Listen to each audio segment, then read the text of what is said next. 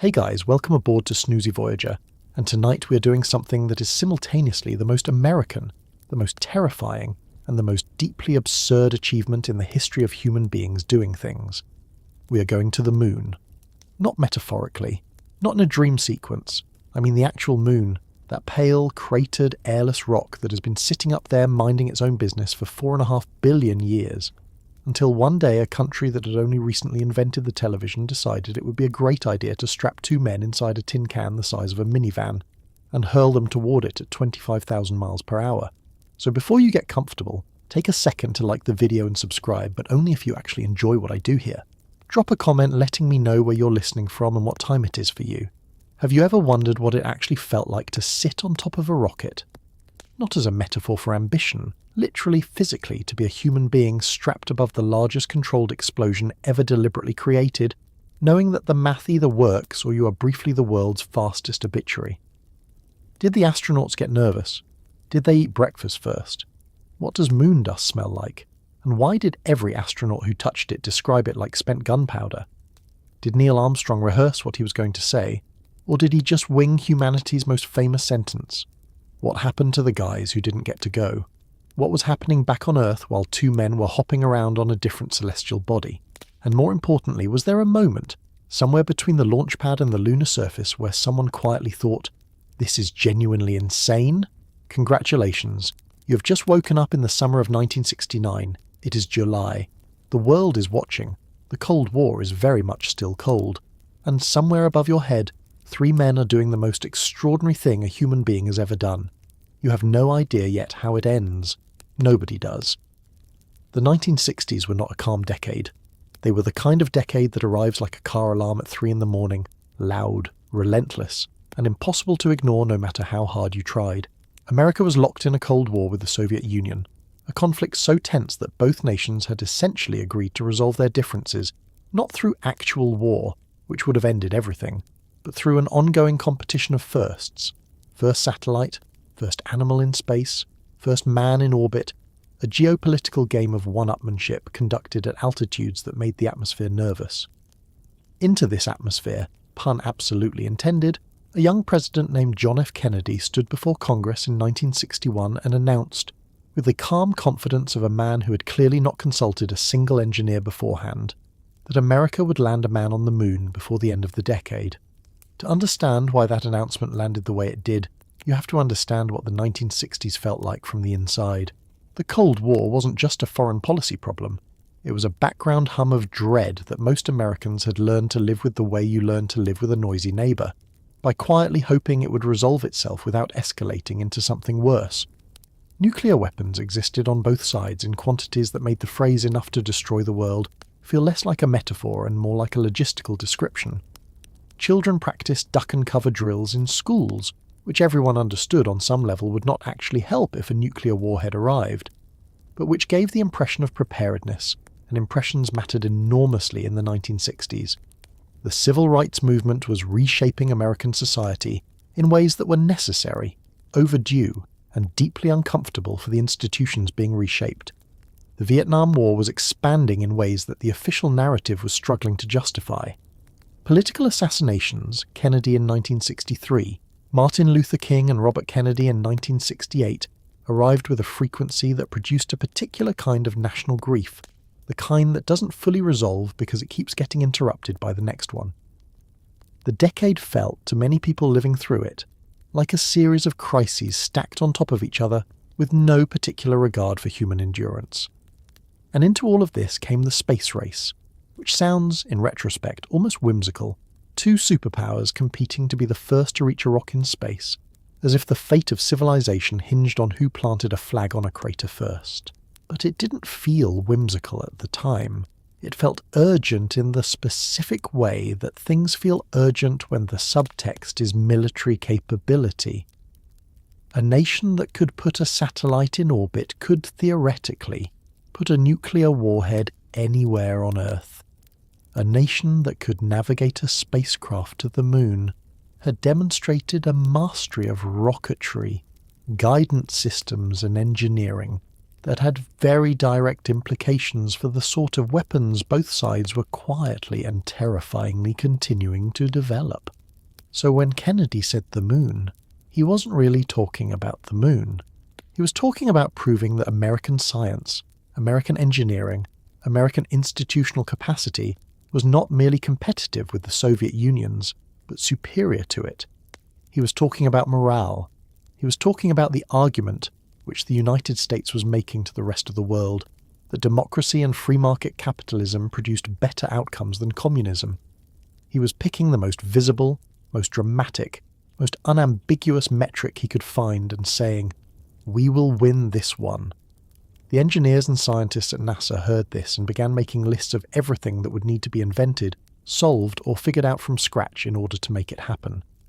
The lists were long. Several things on the list did not yet exist.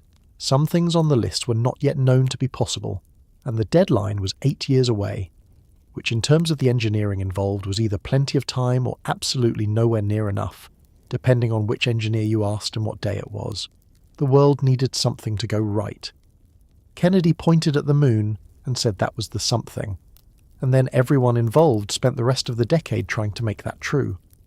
In October of 1957, the Soviet Union launched a metal sphere about the size of a beach ball into orbit, and the entire Western world had a quiet, prolonged crisis.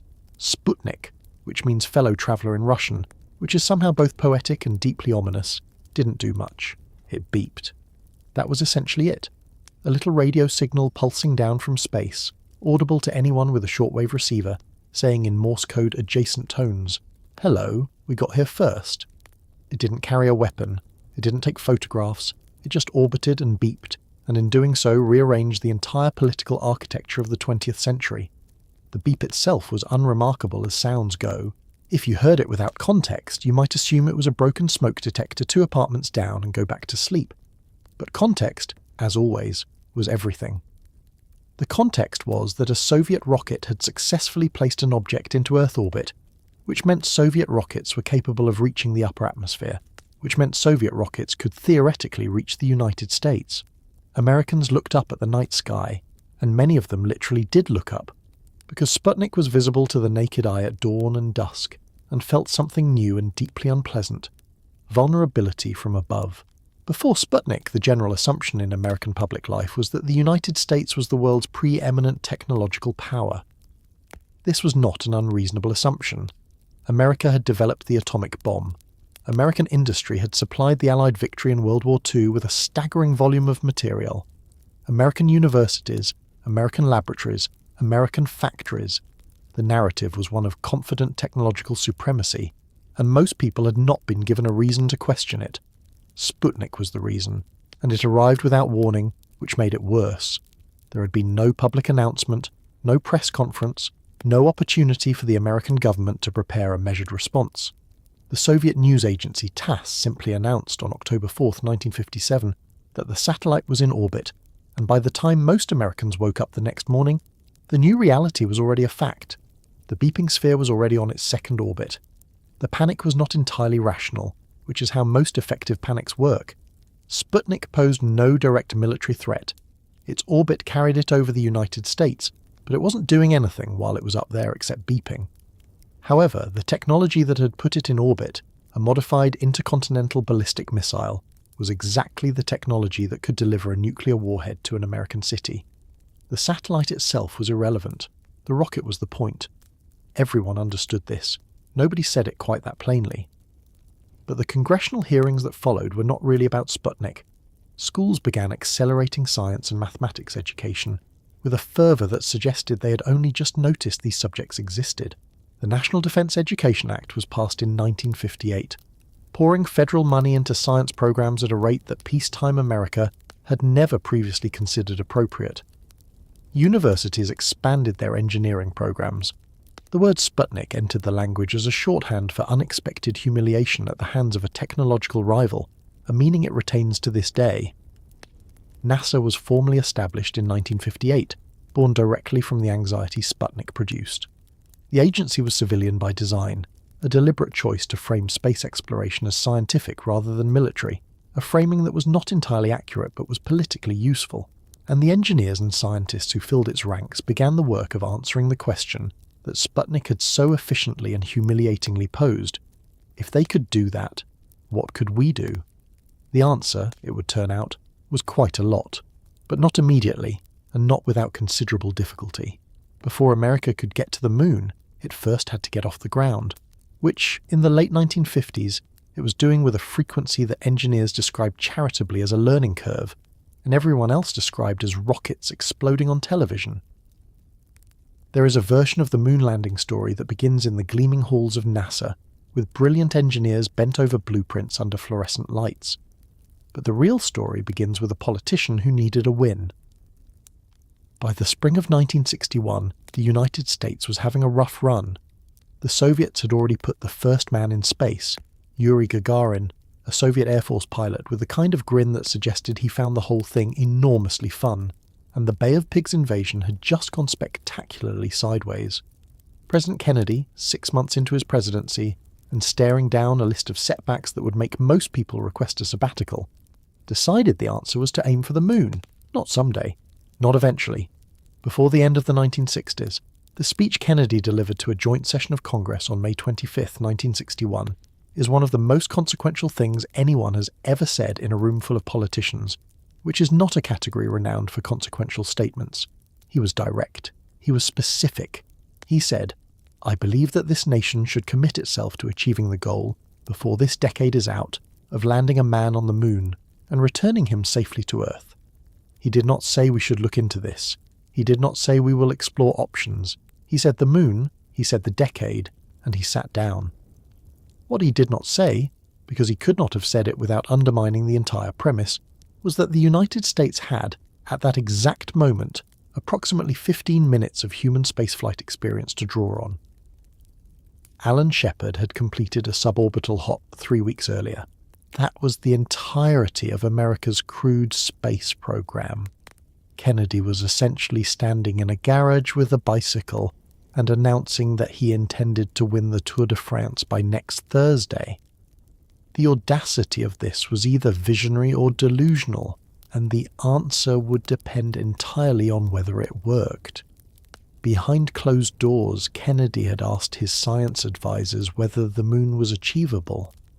They told him it was possible, technically, but would require an enormous and sustained commitment of resources, talent, and national will. They told him it would cost billions. The eventual figure was $25 billion, which in the 1960s was a sum so large that it required an entirely new framework for thinking about government spending.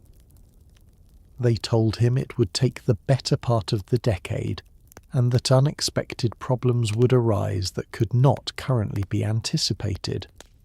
Kennedy heard all of this and said in effect, "Fine." He chose the moon specifically because it was far enough away to be genuinely difficult. This was deliberate. If the goal were merely to beat the Soviets in low Earth orbit, the United States was already behind and might never catch up. The moon was a reset, a target so ambitious that neither side had a meaningful head start, where American organizational capacity and industrial scale might overcome the Soviet Union's early lead in rocket technology. It was a chess move, not a scientific program, though it would produce science of extraordinary value as a byproduct. Congress, to its credit, funded it. The budget for NASA grew at a pace that would be unrecognizable by modern standards, from less than $1 billion in 1960 to $5.5 billion in 1965, representing at its peak about 4% of the entire federal budget. For context, NASA's current budget is less than 0.5% of federal spending. The 1960s were, in terms of institutional commitment to a single scientific and engineering goal, genuinely unprecedented. Nobody had ever done anything quite like this, at this scale, on this timeline, in the history of organized human effort. Kennedy had said the moon and America slowly and then all at once began to believe him. In April of 1959, NASA introduced the 7 men who would become the faces of American space exploration, and the country immediately decided they were gods. They were not gods. They were test pilots, skilled, disciplined, occasionally reckless, and deeply human, who had been selected from a pool of military candidates based on criteria that included height requirements, because the capsules were extremely small, and an almost supernatural willingness to sit on top of experimental rockets that had, up until very recently, been exploding at a fairly impressive rate. The Mercury 7, as they were called, were Alan Shepard, Gus Grissom, John Glenn, Scott Carpenter, Wally Schirra, Gordon Cooper, and Deke Slayton, and from the moment their photographs appeared in Life magazine, they belonged to the public in a way that must have been deeply strange to live inside. Life magazine had signed an exclusive deal with the astronauts and their families for their personal stories, which meant that the official narrative of who these men were was carefully curated for maximum heroism and minimum complexity. Their wives were photographed in aprons, smiling at kitchen counters. Their children played in suburban yards. The astronauts themselves were presented as clean-cut, church-going, all-American exemplars of the values the space race was ostensibly being fought to defend. This was partially true and partially a public relations exercise of considerable sophistication. In reality, the Mercury 7 were test pilots, and test pilots were a specific kind of person. They flew experimental aircraft that were, by definition, not yet proven to work reliably. They developed a professional culture that valued composure, the ability to respond to a catastrophic malfunction with the same flat voice you used to request a landing clearance, to such a degree that displaying fear, even appropriate fear, was considered a professional failing. Tom Wolfe would later write about this culture in exhaustive and affectionate detail, calling the quality they valued the right stuff, a phrase that has entered the language and has been slightly misunderstood ever since. It was not fearlessness. It was the performance of fearlessness under conditions that would terrify any reasonable person, sustained so long and so consistently that it became indistinguishable from the real thing. The pressure on these 7 men was extraordinary. They were the public face of a national program with geopolitical stakes that were genuinely enormous. Every mission was broadcast live on television. Every malfunction, every delay, every anomaly happened in front of an audience of millions who had been told, implicitly, that these men were proof of American superiority. Failing in space meant failing on a very large stage, and the men knew it, and carried it with them into every capsule. Several of them were also, by conventional measures, difficult people. Alan Shepard was famously cold, competitive, and demanding, qualities that made him an extraordinary astronaut and a somewhat trying colleague. Gus Grissom was blunt in the way that makes some people say he tells it like it is, and other people say he is not particularly pleasant. Wally Schirra had a sense of humour that could generously be described as relentless. They were not the placid, uniform icons the Life magazine photographs suggested. They were complicated individuals carrying the weight of a national narrative that had been written about them without fully consulting them on the details. What they shared, underneath the complications, was a genuine commitment to the work. They argued with engineers, pushed back on decisions they thought were wrong, and took the mission seriously in ways that went beyond professional obligation.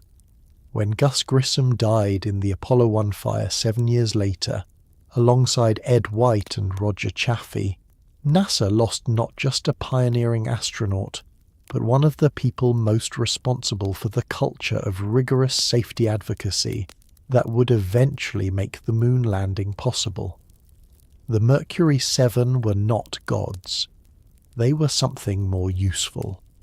Professionals of exceptional ability in an endeavour of impossible stakes, doing their best work under conditions designed to find the limits of both.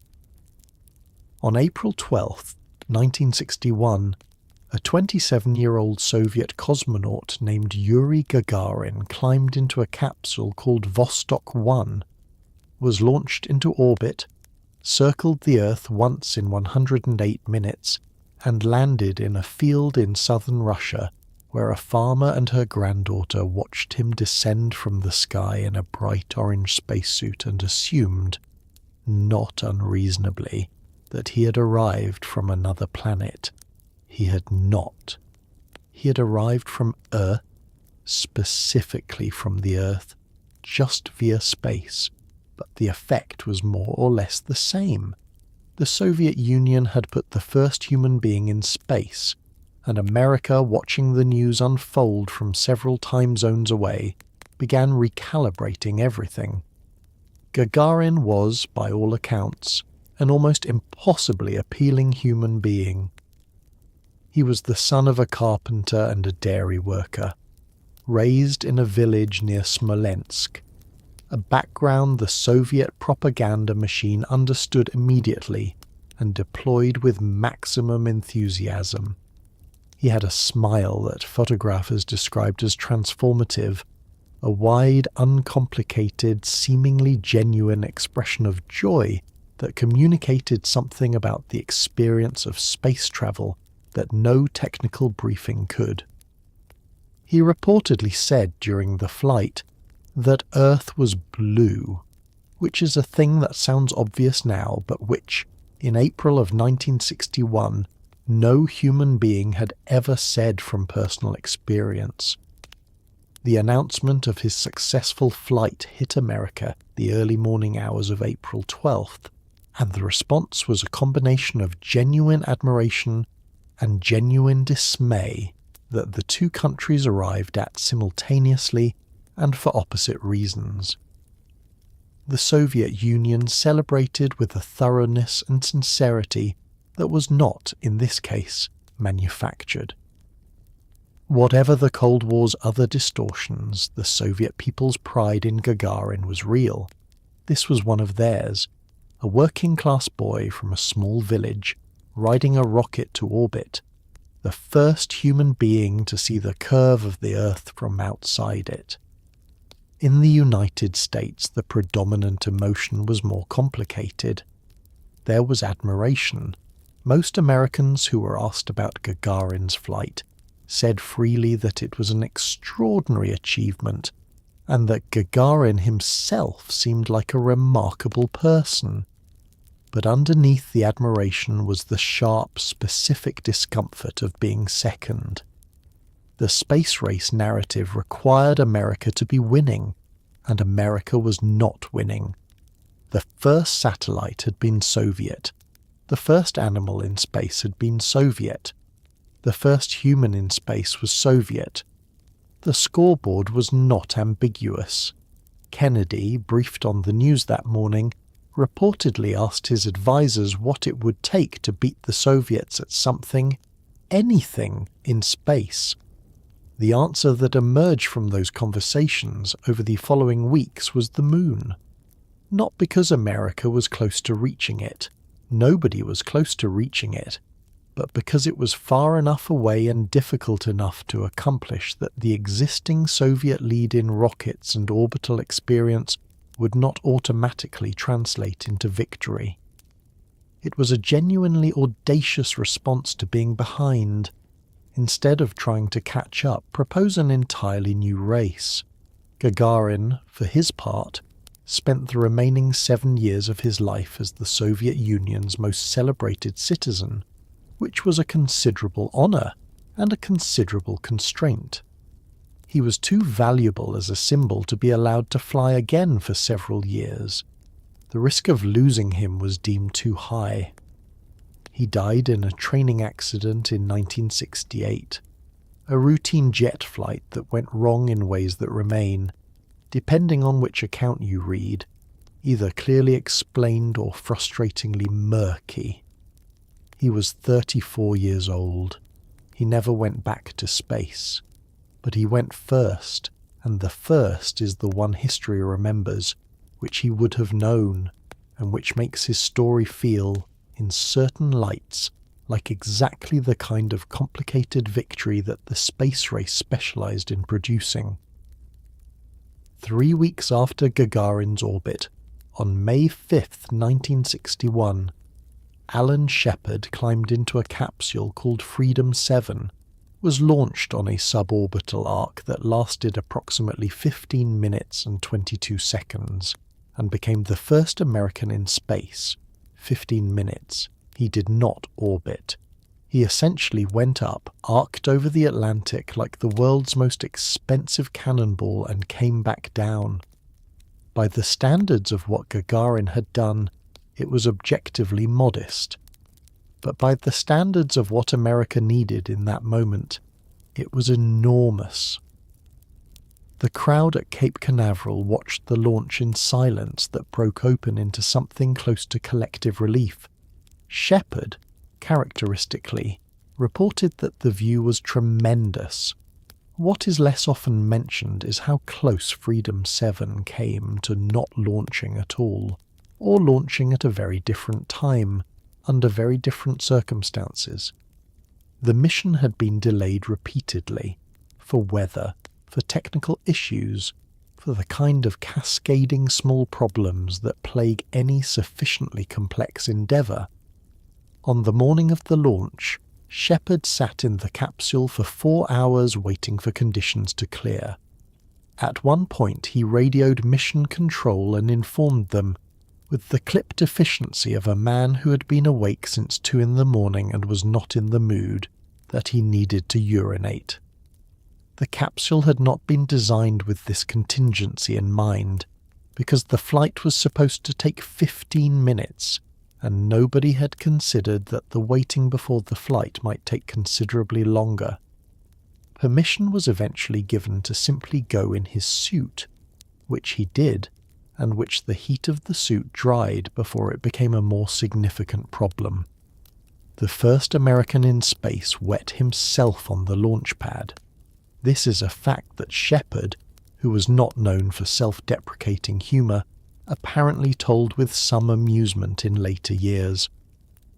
The launch itself, when it finally happened, was watched live on television by an audience estimated at 45 million Americans, which in 1961 represented a significant fraction of the country's population and an almost unprecedented concentration of collective attention on a single event. Schools stopped classes, offices gathered around television sets, people stood in appliance store windows watching on floor model TVs. The level of public investment in those 15 minutes was, by any measure, extraordinary. Shepard's capsule reached a maximum altitude of 116 miles, which qualified as space by the accepted definition of the boundary between atmosphere and space. He was weightless for about 5 minutes. He looked out the window and saw the Atlantic coast of the United States from above, which he later described in terms suggesting genuine wonder from a man who did not easily express wonder. He tested the capsule's manual controls, reported his observations to Mission Control, and then began the descent. The heat shield worked, the parachutes deployed, the capsule landed in the Atlantic, was recovered by helicopter, and Shepard was extracted, examined, and declared healthy. 15 minutes and 22 seconds, less time than it takes to watch 2 commercial breaks. And yet the effect on American morale was disproportionate in the best possible way. The United States had put a man in space. He had come back. The systems had worked. It was a narrow, qualified, technically modest achievement compared to Gagarin's orbit, and nobody was pretending otherwise, but it was a beginning, which is what it needed to be. Kennedy, watching the recovery from the White House, said that it was a good day. He then began preparing the moon speech, which was 3 weeks away. The 15 minutes had brought enough optimism to make the larger ask feel, if not achievable, at least not entirely impossible. For a country that had been watching rockets explode on television for 2 years, not entirely impossible was a meaningful improvement in the situation. The Saturn V rocket, which eventually carried the Apollo astronauts to the moon, remains to this day the most powerful machine ever successfully operated by human beings.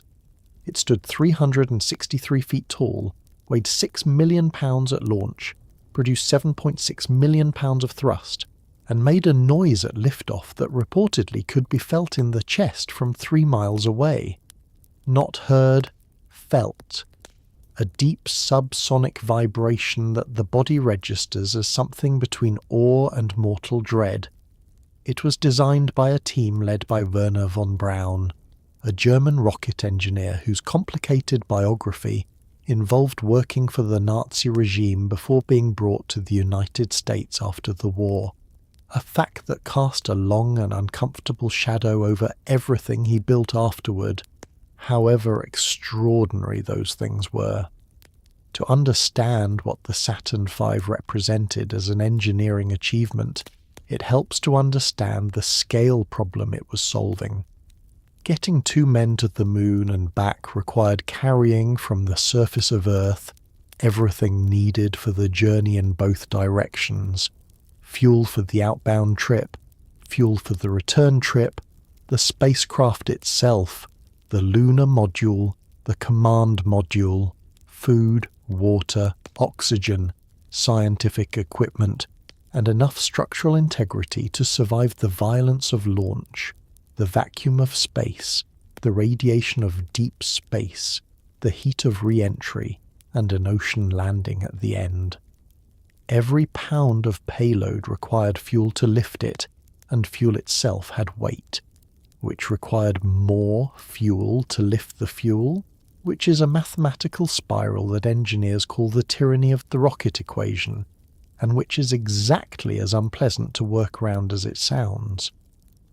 Von Braun's solution was a 3-stage rocket of unprecedented scale.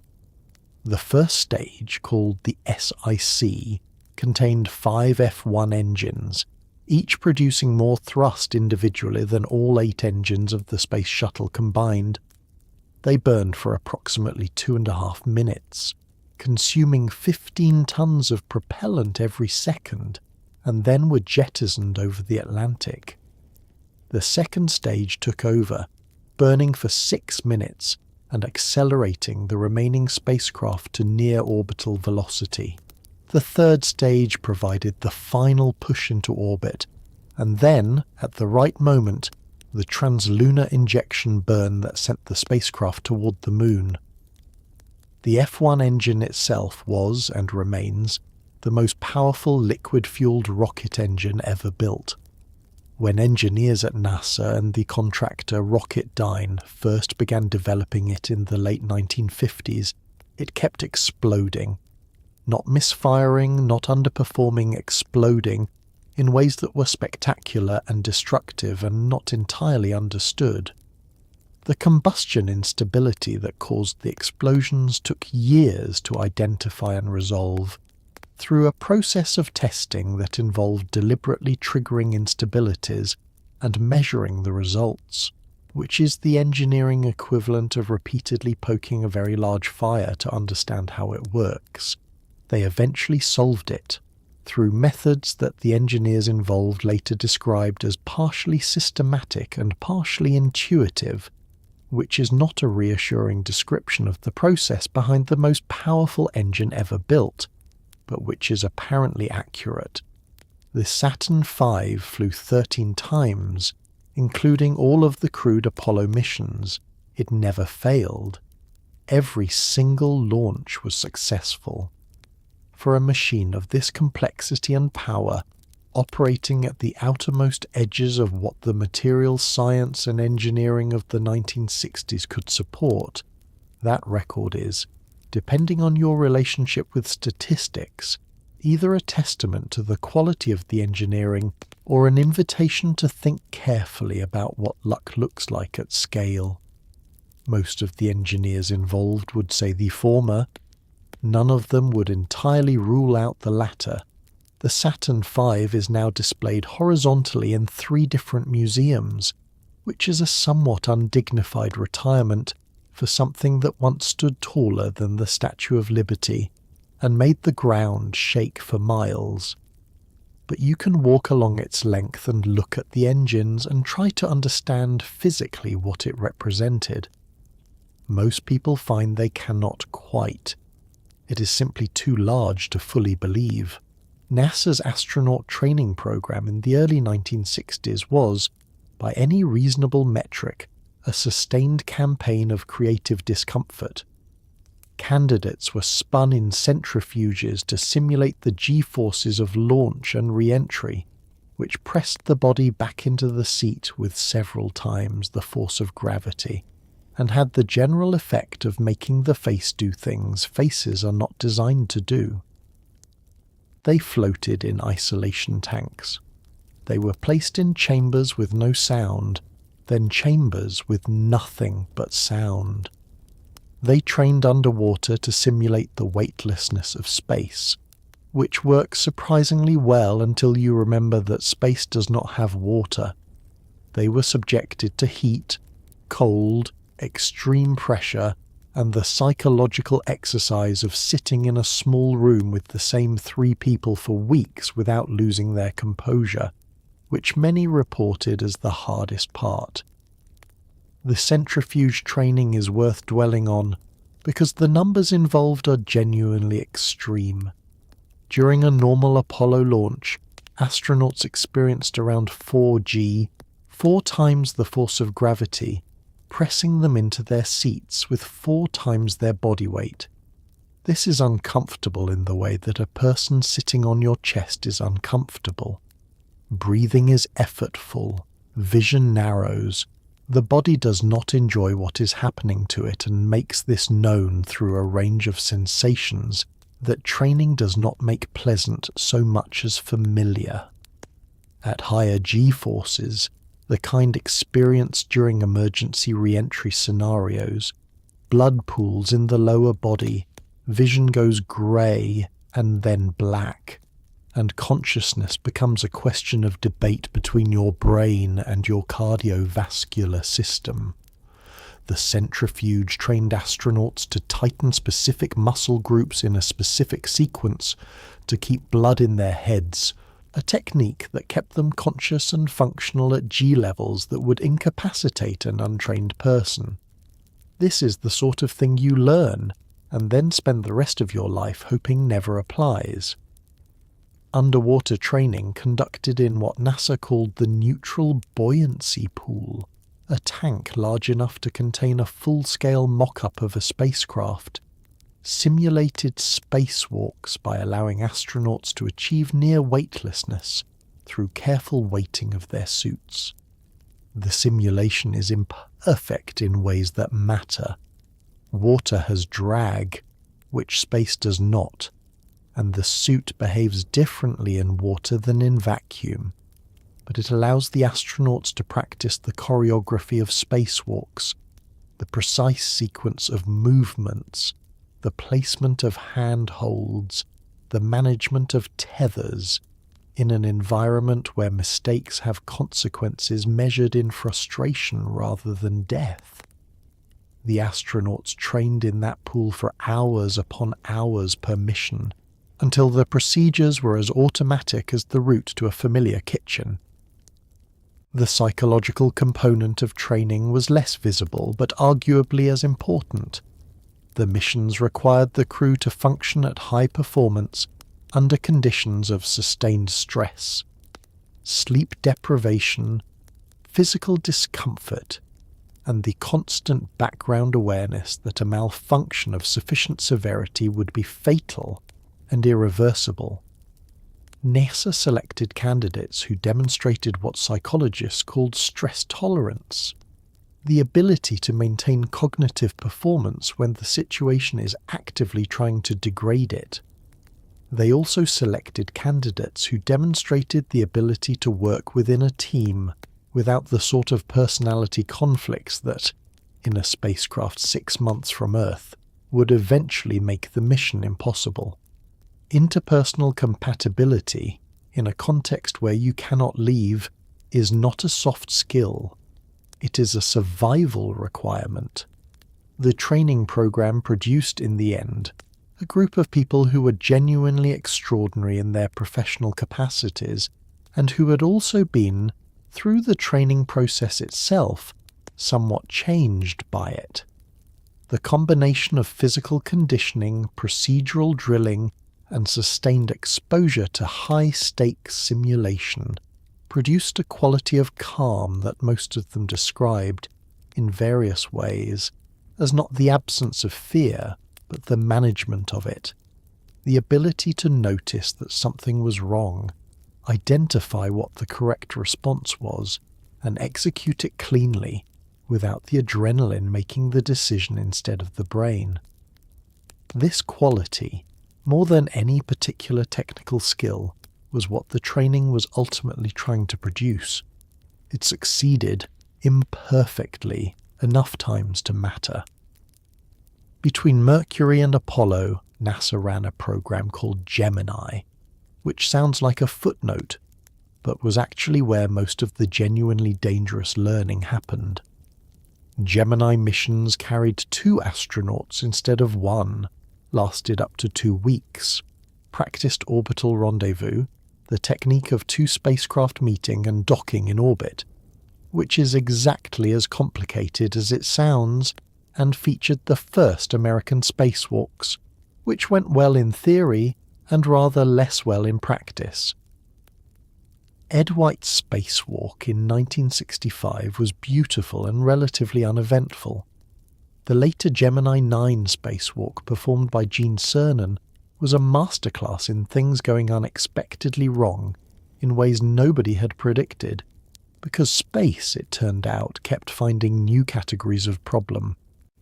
The orbital rendezvous problem was, from an engineering and navigation standpoint, one of the most subtle challenges of the entire Moon program.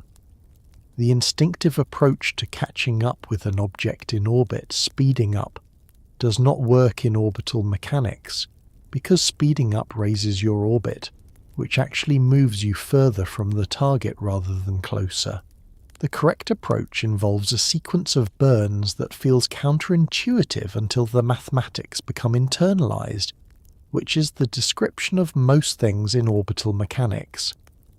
Buzz Aldrin, who would later be part of the Apollo 11 crew, wrote his MIT doctoral thesis on orbital rendezvous techniques, which is the most directly applicable academic credential in the history of graduate education.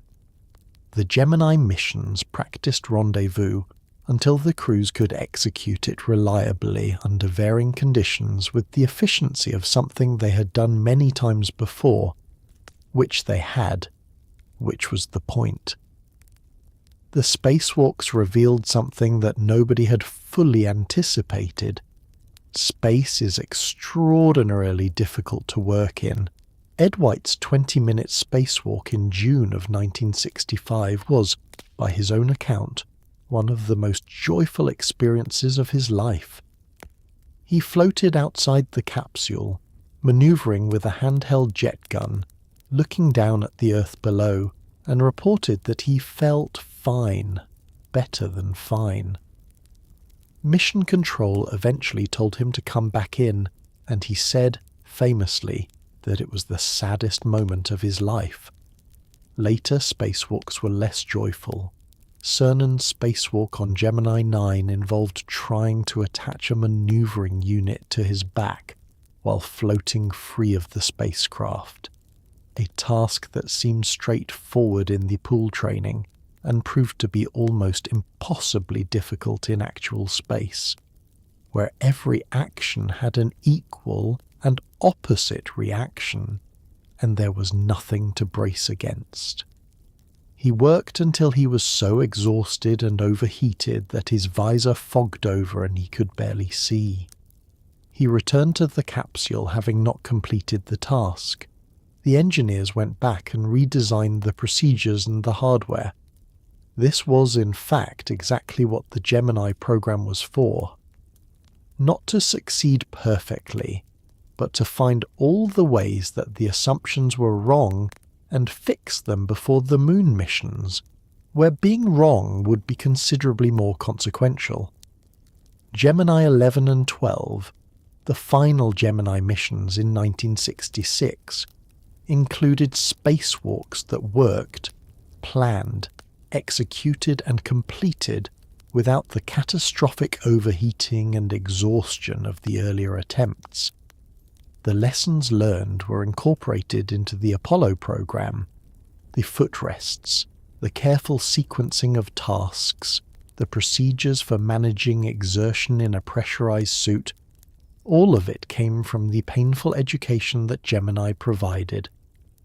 By the end of Gemini, NASA had learned to rendezvous, to dock, to work outside a spacecraft, and to keep 2 people alive and functional in space for 2 weeks. These were all things that the moon mission required, and that had not existed as demonstrated capabilities when Kennedy made the speech 5 years earlier. Gemini is the part of the story that doesn't get made into films very often, because it is largely a story of iterative problem-solving and mid-course correction, which is less cinematic than a moon landing but is in many ways the more impressive achievement. Anyone can aim at the moon. Getting the fundamentals right first, methodically and under time pressure, is the harder work. On January 27th, 1967, during a routine launch pad test at Cape Canaveral, a fire broke out inside Apollo 1's command module, and within seconds astronauts Gus Grissom, Ed White and Roger Chaffee were dead. They had not launched, they were not in space.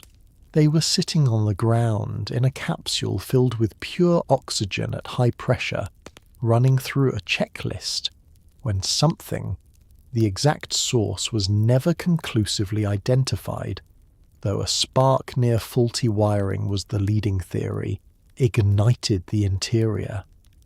The hatch could not be opened quickly enough from either inside or outside. The entire tragedy unfolded in less than 30 seconds. NASA went quiet. The program stopped. The fire spread with a speed that the investigators later described as almost incomprehensible, given the enclosed space. Pure oxygen at higher than atmospheric pressure is an environment in which materials that are not normally flammable will burn, and will burn fast. The Velcro that lined much of the interior, chosen for its convenience in a weightless environment, ignited. The nylon netting ignited. Everything in the capsule that could burn did, in seconds, in a sealed space from which there was no quick exit. The hatch required a minimum of 90 seconds to open from the inside under ideal conditions. The conditions were not ideal. The crew did not survive. The investigation that followed was thorough and uncomfortable. What it found was that the command module, as delivered by its manufacturer North American Aviation, had a number of design and workmanship problems that had been identified, flagged, and not resolved with the urgency they deserved. There were miles of wiring, much of it poorly routed and inadequately insulated. There were flammable materials throughout the interior. There was a hatch design that prioritized convenience over emergency egress.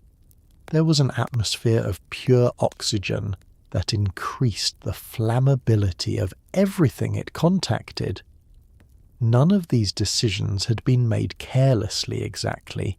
Each had a logic, given the design constraints, but together they produced an environment where a small spark could kill 3 people before anyone could respond.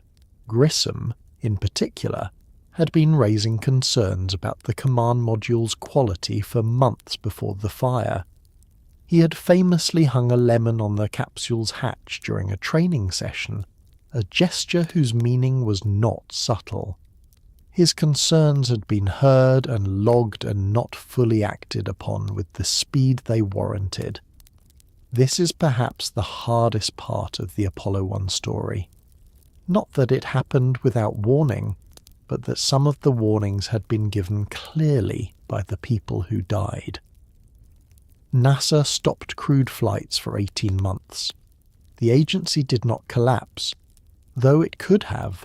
The political pressure to accelerate to catch the Soviets was constant and real, and a slower response to the fire might have been possible. Instead, the decision was made to fix the capsule properly, even if it meant losing a year and a half of flight time.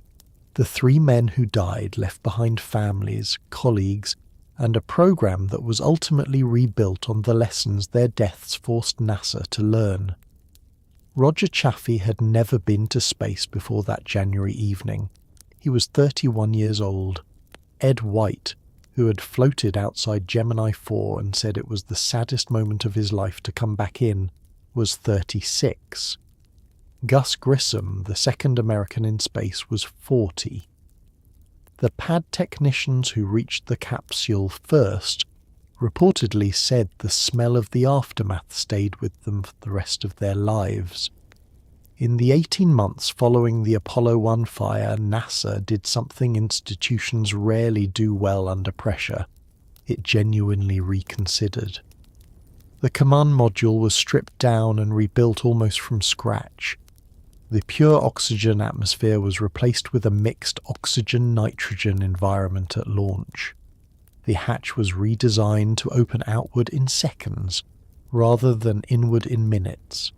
Miles of wiring were rerouted and insulated. Every switch, every material, every surface was examined for flammability, with a thoroughness that bordered on obsession. The workforce grew. The hours got longer. There were 20,000 contractors working on Apollo at its peak, spread across the country, many of them building components they would never see assembled, for a mission they would never see launched, on a timeline that everyone understood, without being told, was not really about the moon. The culture at NASA changed after the fire in ways that were not formal policy but were real. The relationship between the agency and its contractors became not hostile, but significantly less deferential. If an engineer flagged a problem, that problem was followed up. If a component didn't meet specification, it was returned. The fire had demonstrated with the specific cruelty of preventable disaster that a problem allowed to persist because nobody wanted to be the one to stop the schedule could become a catastrophe. This lesson did not need to be written into procedure. It had been written into the memory of everyone who was at NASA on January 27th, 1967, and they carried it with them into every subsequent decision. The new command module redesignated Block 2 to distinguish it from the Block 1 version that had killed the Apollo 1 crew was substantially heavier than its predecessor, because the redesigns added weight, and heavier meant more rocket fuel, and more rocket fuel meant adjustments all the way up the Saturn V. This kind of cascading consequence is typical of large engineering systems. Change one thing, and 12 other things need to change to accommodate it. The engineers worked through every cascade. The hatch now opened outward in 7 seconds. The interior was repanelled with materials that met a new, rigorous flammability standard. The wiring was rerouted and bundled and protected. The spacecraft that emerged from the redesign was not the same spacecraft. It was better. It was the spacecraft that flew to the moon. The process of rebuilding also changed the people doing the rebuilding. There is a kind of institutional seriousness that only comes from genuine loss, and NASA in the period between the fire and Apollo 11 had it. The agency was not reckless before the fire.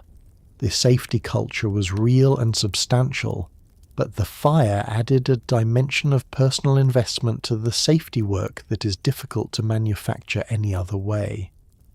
The engineers who rerouted the wiring and tested the new hatch materials had colleagues who had died.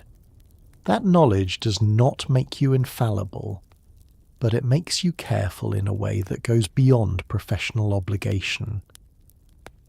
When Apollo 7 launched in October of 1968, the first crewed Apollo mission, the first flight of the rebuilt Block 2 command module, it was watched by an agency that had spent 21 months wondering whether this moment would ever come. The mission lasted 11 days. The command module performed well. The crew complained about their colds in space, which became a minor public relations problem but returned safely. The redesign had worked. The program continued. The moon was still the destination, and now, for the first time since January of 1967, it seemed reachable again. The Apollo 1 crew had names: Grissom, White, and Chaffee. Every subsequent Apollo mission carried a small reminder of that fact in its preparation. That is the form the debt took. It was paid forward 11 days at a time until July 20th, 1969. By the time NASA assigned the crew of Apollo 11 in January of 1969, the moon landing was 6 months away, and the 3 men chosen to attempt it were a study in a deliberate contrast. Neil Armstrong, the mission commander, was a civilian, a former Navy pilot turned test pilot turned astronaut, known within NASA for a quality of calm that some colleagues described as uncanny, and others, less charitably, described as actually impossible. Buzz Aldrin, the lunar module pilot, was an MIT-educated engineer who had written his doctoral thesis on orbital rendezvous mechanics and was known for bringing that same intensity to most social situations. And Michael Collins, the command module pilot, the one who would stay in orbit while the other 2 landed, was widely regarded as the wittiest of the 3. A quality that served him well given that his job was to fly alone around the moon for 21 hours, while his crewmates did the historically significant part. Armstrong had been selected as commander not because he was the most famous astronaut. That distinction belonged to several others, but because he was, in the considered judgment of the people who had watched him operate under pressure, exactly the right person for what the mission required. He had come within seconds of dying during a lunar lander training exercise in May of 1968, when the vehicle became unstable at altitude and he ejected just before it crashed and burned. He had landed safely by parachute, walked back to his office, and resumed his paperwork. A colleague who noticed what had happened and came to check on him found him reading technical documents. This was the quality NASA valued. It was not the absence of awareness that he had nearly died. It was the ability to process that fact and continue functioning anyway. Aldrin was brilliant in ways that occasionally made him difficult, and he knew it, and the self-awareness did not always help. He had lobbied, quietly but clearly, to be the first person to step onto the lunar surface rather than the second, arguing that the lunar module pilot's hatch position made an Armstrong first sequence technically awkward. The argument had some engineering merit and considerable personal merit, and was ultimately decided in Armstrong's favour, partly on the basis of crew position, and partly, by some accounts, because Armstrong's personality, quieter, less visibly ambitious, was judged more appropriate for what would become the most scrutinized footstep in human history. Aldrin accepted the decision with the professionalism it required and the private difficulty it cost. Collins is perhaps the most interesting of the three in retrospect, not because of what he did on the mission, but because of how he thought about it. He wrote, afterward, with a candour that was unusual among astronauts of his generation, about the emotional texture of the experience, the loneliness of the solo orbit, the strangeness of the situation, the way the mission felt from inside rather than from outside. He described himself during the 48 minutes of each orbit when he was out of contact with Earth as genuinely alone in a way that had no precedent in human experience. He said he did not find it frightening. He found it, in some way he struggled to fully articulate, clarifying. There is something in that response, the ability to be the most isolated person in the history of the species and find it clarifying rather than terrifying. That says something specific about the kind of person NASA selected for these missions and the kind of training that shaped them. The three men trained together for months. They were not close friends exactly. The relationships between Apollo crews tended toward the professional rather than the personal, but they were precise and reliable with each other in the way that matters most when the margin for error is as narrow as it was on Apollo 11. They knew each other's habits, each other's decision-making patterns, each other's responses under stress. They had practiced every phase of the mission until the procedures were automatic. By July of 1969, they were, collectively, the most prepared human beings for a specific task that had ever existed. The task, of course, was one that had never been done before, but preparation was the only variable any of them could control, and they had controlled it as thoroughly as the time allowed. At 9:32 in the morning on July 16th, 1969, the Saturn V rocket carrying Apollo 11 lifted off from Launch Complex 39A at Kennedy Space Center in Florida, and approximately 1 million people who had driven, walked, or somehow arranged themselves within viewing distance watched it rise. The rocket moved slowly at first, for something producing 7.6 million pounds of thrust. The initial ascent looks, on film, almost leisurely, and then with increasing urgency, climbing away from the Earth on a column of fire that was visible for miles and audible for considerably more. Inside the capsule, Armstrong, Aldrin and Collins were pressed back into their seats by forces several times the weight of gravity, monitoring instruments, reporting to mission control, and doing their best to present the impression of men who found this entirely routine. The crowd that had gathered along the Florida coast was unlike any that had assembled for a previous launch. Previous missions had drawn observers, but Apollo 11 drew something closer to a pilgrimage. People had arrived days in advance, sleeping in cars and camping along the beaches and causeways, occupying every available inch of ground with a clear sight line toward Launch Complex 39A. The estimate of 1 million is probably conservative. There were foreign dignitaries, sitting members of Congress, film directors, novelists, and several 100,000 people who had driven from wherever they lived because they understood, with the specific clarity that important moments occasionally announced themselves in advance, that this was something they wanted to be able to say they had seen. The sound reached the crowd a few seconds after the ignition, because sound travels slower than light, and so there was a brief surreal window where the rocket was visibly rising on a column of flame, but the world was still quiet. Then the sound arrived, Not a noise so much as a physical event, a pressure wave that moved through the chest and the stomach and registered somewhere below conscious thought as a signal that something enormous was happening. People who were there described it in similar terms for years afterward. It was not like hearing something loud. It was like being near something powerful. The distinction turned out to matter.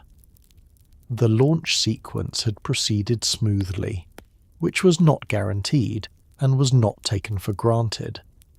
The countdown had been recycled once for a minor equipment issue and then proceeded without further interruption. In the final minutes before ignition, the Saturn V systems ran through their startup sequences autonomously, the engines building to full thrust before the hold-down clamps released and the rocket was free to rise. The clamps held the vehicle in place for a fraction of a second after full thrust was achieved, long enough to confirm that all 5 first-stage engines were producing nominal performance and then released simultaneously, and 363 feet of rocket began to move. Inside the capsule, the sensation was less dramatic than it appeared from the ground, in the way that the interior of a thunderstorm is less dramatic than watching one from a distance. The vibration was significant. The G-forces built as the propellant burned and the rocket grew lighter. At 2.5 minutes, the first stage exhausted its fuel and separated. The second stage ignited, and the acceleration continued. 12 minutes after liftoff, the spacecraft was in orbit. The launch, the most complex single operation in the history of human engineering up to that point, had worked. Armstrong reported to Mission Control that the Saturn V had given them a very smooth ride. Collins, whose wit was never entirely suppressible, noted that it was, all things considered, a fine way to travel. The trip from the Earth to the Moon takes approximately 3 days, which sounds almost reasonable until you consider that you are spending those 3 days in a space roughly the size of a small SUV, with 2 other people, no shower, no privacy, and the knowledge that outside the thin aluminum wall beside your head is a vacuum so complete and cold that it makes the worst flight delay you've ever experienced look like a spa weekend. The crew of Apollo 11 ate rehydrated food from pouches, chicken salad, shrimp cocktail, brownies, slept in shifts, made course corrections, took photographs, and occasionally looked out the window at a view that no human being had ever had before. The Earth, entire and small, hanging in the black. The command module in which all 3 crew members spent most of the transit was roughly 11 feet wide at its broadest point and about 12 feet tall. In that space were 3 crew seats, all the mission's controls and displays, the navigation equipment, the communication systems, the food storage, the sleeping arrangements, which consisted of hammock-like bunks that stowed during the day, and everything else required to keep 3 human beings alive and functional for 8 days. There was no shower. Hygiene was managed with wet wipes and careful attention to the fact that water, in zero gravity, does not fall and must be actively managed wherever it appears. Food was rehydrated by injecting water into sealed pouches and then consumed through a spoon, or squeezed directly into the mouth, depending on the consistency of the item in question. The meals were nutritionally designed and reportedly not particularly appetizing, though the astronauts were professional about their assessments. Sleep in space is a specific challenge that the training addressed but could not entirely simulate. The body, floating free of gravity, does not settle in the familiar way that signals the transition to rest. Temperature regulation was complicated. The spacecraft was either slightly too warm or slightly too cool, depending on its orientation relative to the Sun. The noise of the ventilation and cooling systems was constant and could not be turned off, because turning them off was not an option. The crew slept in shifts, one at a time, so that someone was always monitoring the instruments, which meant that the spacecraft was never fully quiet and rest was never uninterrupted.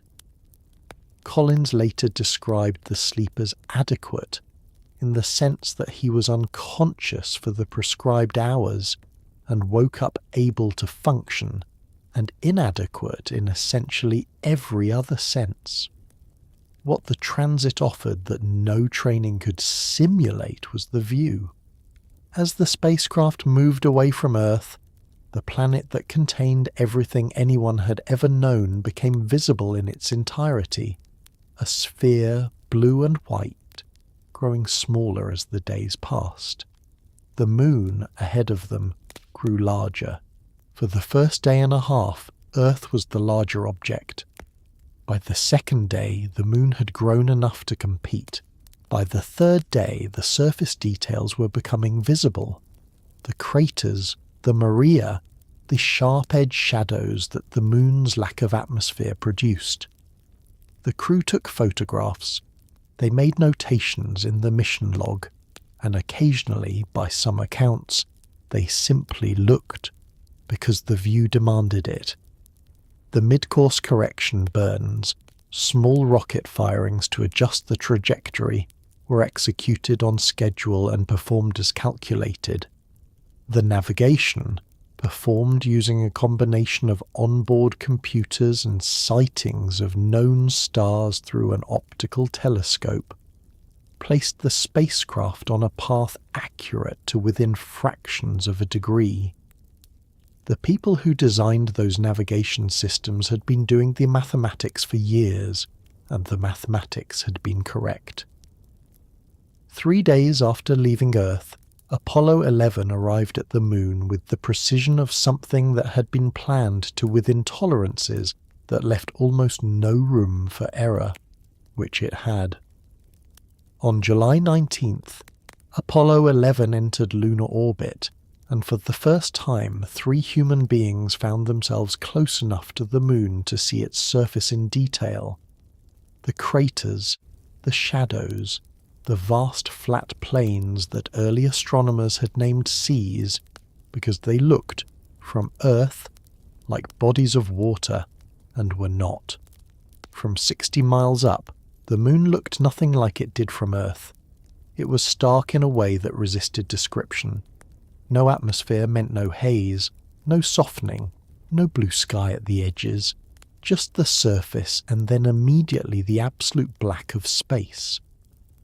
Armstrong, who was not given to poetic outbursts, reportedly went quiet looking at it. Collins noted that it was magnificent, and that he felt a little sorry for it. The lunar orbit insertion burn, the engine firing that slowed the spacecraft enough to be captured by the Moon's gravity, had to be executed behind the Moon, out of radio contact with Earth. This was one of the most anxiety-producing moments of the mission for Mission Control because there was nothing to do but wait. The burn took place, the spacecraft disappeared around the lunar limb, and Houston waited for the signal to return. 6 minutes passed. The spacecraft reappeared on schedule, and Armstrong's voice came through. The burn had been nominal. The orbit was good. 3 humans were circling the Moon. The flight controllers in Houston, who were deeply practiced in the management of professional composure, allowed themselves a measured version of relief. From lunar orbit, the surface was overwhelming in its scale and its strangeness. The craters visible from Earth are, it turns out, only the largest ones. From 60 miles up, the surface was revealed to be covered in craters of every size, from the enormous ancient basins to tiny pits barely visible. Overlapping and overlapping, the entire history of 4 billion years of impacts recorded in the geology beneath the spacecraft.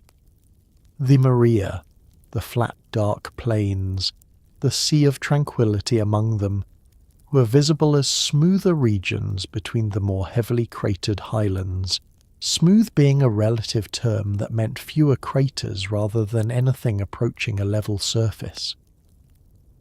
The crew spent several orbits photographing the landing site and studying the terrain. The Sea of Tranquility had been selected partly for its flatness, and partly because the lighting conditions during the landing window would cast shadows that would make surface features visible without washing them out. From orbit, it looked flat enough, though Armstrong noted that the scale of the moon made assessment from 60 miles up somewhat unreliable. Individual boulders that would present serious hazards to a landing were invisible at that altitude. This was information that would matter in approximately 20 hours. The experience of orbiting the moon was, by the accounts of the 3 men who did it on Apollo 11, something that the training had prepared them for technically, but not quite emotionally. Collins wrote about the way the moon looked from orbit in terms that suggested genuine wonder, the controlled and somewhat surprised wonder of a person encountering something that exceeded their expectations without exceeding their ability to function. Armstrong and Aldrin, who had the additional task of knowing they were going to land on that surface in the morning, described it in more operational terms. But the photographs they took during those orbits, the sharp-edged craters, the absolute blackness of the sky above the grey surface, the Earth rising above the lunar horizon, are among the most beautiful photographs ever taken, which is not a designation that typically applies to engineering documentation. The moon, seen from 60 miles, was extraordinary. In less than a day, 2 of them were going to walk on it. On July 20th, Armstrong and Aldrin climbed into the lunar module, named Eagle, sealed the hatch between themselves and Collins, and began the powered descent to the lunar surface. It is one of the most technically precise maneuvers in the history of human engineering. A 13-minute burn that had to slow the spacecraft from orbital velocity to a gentle hover over a target the size of a football field, using a computer with less processing power than a modern pocket calculator. At about 6,000 feet above the surface, the computer began throwing alarms, error codes that nobody in the cabin had seen before, and that Mission Control, watching from Earth with a 26-second communication delay, had about 3 seconds to interpret and respond to. A 26-year-old guidance officer named Steve Bales made the call to continue. It was the right call. The alarms were program alarm 1202, followed shortly by 1201, codes that the crew had not seen during training, and that landed in the cockpit with the specific unpleasantness of an unfamiliar warning light on the dashboard of a car that is currently in motion. Armstrong, flying the descent with the composure that NASA had selected him specifically to maintain, called out the alarm and kept flying. Aldrin monitored the instruments. Mission Control, receiving the call with a communication delay that made real-time conversation technically impossible, had less than 3 seconds to decide whether to abort the landing or continue. Charles Duke, the capsule communicator, relayed the guidance officer's call. "We're go on that alarm." The descent continued. What the alarms were actually indicating was that the guidance computer was receiving more data than it could process, and was dropping lower priority tasks to keep the essential navigation functions running. In the language of modern computing, it was executing a priority interrupt, essentially the computer's way of saying I am overloaded, but I am managing the important things. The cause of the overload was later determined to be a radar left running in a configuration that fed data to the computer unnecessarily. The computer, designed by engineers at MIT with a specific philosophy about graceful degradation under stress, responded exactly as it had been designed to respond, by identifying which tasks were critical and protecting them while shedding everything else. It worked. The landing continued. What the crew experienced through the alarms was a descent that became increasingly demanding as the altitude decreased. The landing radar, now painting the terrain beneath them, was feeding data to the computer. The computer was steering the spacecraft toward the pre-planned landing zone. Armstrong was watching the surface approach and beginning to recognize, with growing concern, that the pre-planned zone was not flat.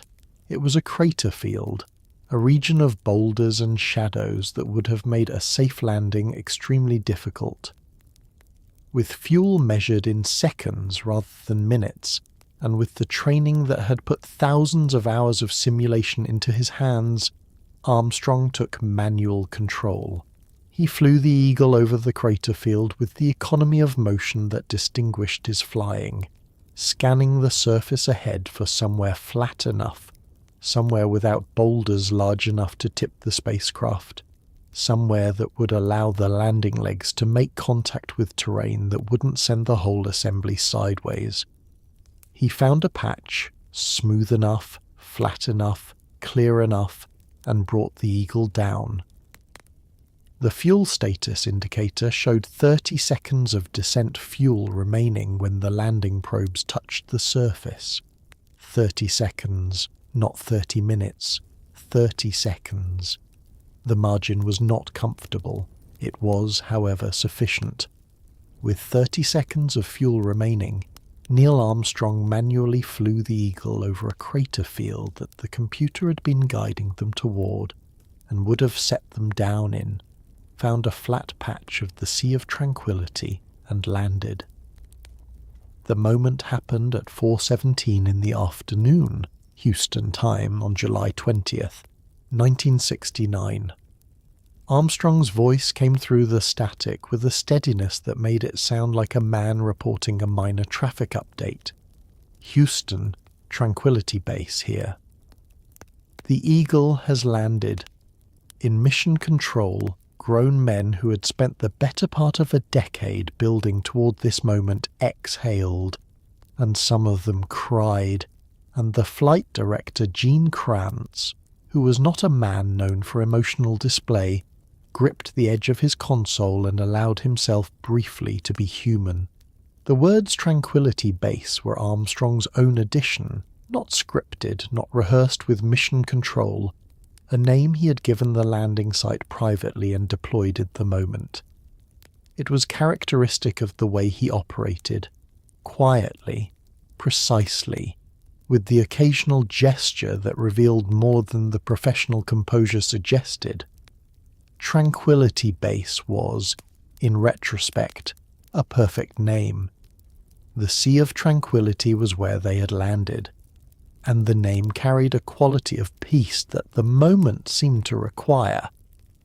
Mission Control's response, Roger. Tranquility. We copy you on the ground. You've got a bunch of guys about to turn blue. We're breathing again. Thanks a lot. Was, by the standards of NASA radio communication, a fairly open display of emotion. The moment warranted it. Buzz Aldrin's description of the landing site delivered immediately after touchdown has become one of the lesser-known but most vivid phrases from the mission. Beautiful view, magnificent desolation. Two words that contain a contradiction and resolve it simultaneously. The surface was, by every conventional measure, desolate, grey, lifeless, airless, cold in the shadows and blazingly lit in the sun, a landscape with no sound and no movement and no sign that anything had ever happened there. And it was, by the accounts of every person who saw it from the lunar surface, beautiful in a way that the photographs only partially captured. The beauty was in the starkness, the absolute clarity of a place with no atmosphere to soften anything, where every shadow was perfectly sharp and every rock cast a crisp line across the grey. Inside the lunar module immediately after landing, the crew ran through the post-landing checklist with a thoroughness that was not perfunctory. The checklist evaluated the Eagle's systems to determine whether, if an emergency ascent were required in the next few minutes, the spacecraft was capable of it. This was not paranoia, it was procedure. If a critical system had been damaged during landing, the correct response was to lift off immediately before the window for a successful rendezvous with Collins in orbit closed. The systems checked out. The Eagle was stable. The decision was made to proceed with the surface operations rather than execute a hasty emergency ascent. Mission Control called for a period of rest before the moonwalk. The original plan had included a sleep period before Armstrong and Aldrin stepped outside, but nobody slept, and nobody seriously expected anyone to sleep. Armstrong requested to proceed directly to the surface activities. Houston agreed. The most consequential day in the history of human exploration had produced its central moment. The spacecraft was down, the crew was safe, and somewhere on the other side of a hatch, the moon was waiting. Between landing and Armstrong's first step onto the lunar surface, there were 6 hours. NASA had built in a rest period. The astronauts were supposed to sleep, on the theory that they would be less likely to die if they were not exhausted, but nobody slept. They ran through the checklist for the moonwalk with the thoroughness of men who understood that forgetting a step in this particular checklist carried consequences with no precedent. Armstrong, somewhere in those 6 hours, made final decisions about what he was going to say when he stepped onto the surface. The preparation for the moonwalk was methodical and time-consuming in the way that putting on a spacesuit always is. The suits worn on the lunar surface were not the simple pressure garments of earlier missions. They were multi-layered, individually fitted, self-contained life support systems that took an hour to don properly and required careful attention at every stage. The primary life support system, the backpack that supplied oxygen, regulated temperature and removed carbon dioxide, had to be connected, checked and verified. The gloves had to be locked and sealed. The helmets had to be secured. Each connection was checked twice, by the wearer and by the crewmate. In a pressurized cabin the size of a closet, 2 men in bulky suits performing these procedures for the first time in the actual environment, rather than a simulation, required a particular kind of patient precision that the training had prepared them for without making easy. There was also the matter of depressurizing the cabin. Before the hatch could be opened, the air inside the lunar module had to be vented to vacuum, a process that took several minutes and could not be hurried. The astronauts waited in their sealed suits, while the pressure gauges counted down. The moment the cabin reached 0 pressure, the hatch could open and the moon was on the other side. This transition from the sealed, controlled environment of the spacecraft to the absolute environment of the lunar surface had no rehearsal that fully captured it. Underwater training was the closest approximation. It was not close. The 6 hours were also, for the 600 million people watching on Earth, an exercise in a particular kind of anticipation that modern media has largely made obsolete. There was no streaming feed of the cabin interior, no running commentary from inside the spacecraft, no social media thread tracking the preparation in real time. There was Mission Control's audio, and there was a camera on the outside of the lunar module showing the surface below the ladder, and there was Walter Cronkite on CBS describing what was and was not known in the patient. Measured tones of a man doing his best with limited information. The world waited. The clock moved. The astronauts checked their suits one more time. Armstrong later said he thought about the words during those 6 hours, though he did not rehearse them aloud. He had a line in mind, the small step, the giant leap, and he had thought about its meaning. He intended the A before man.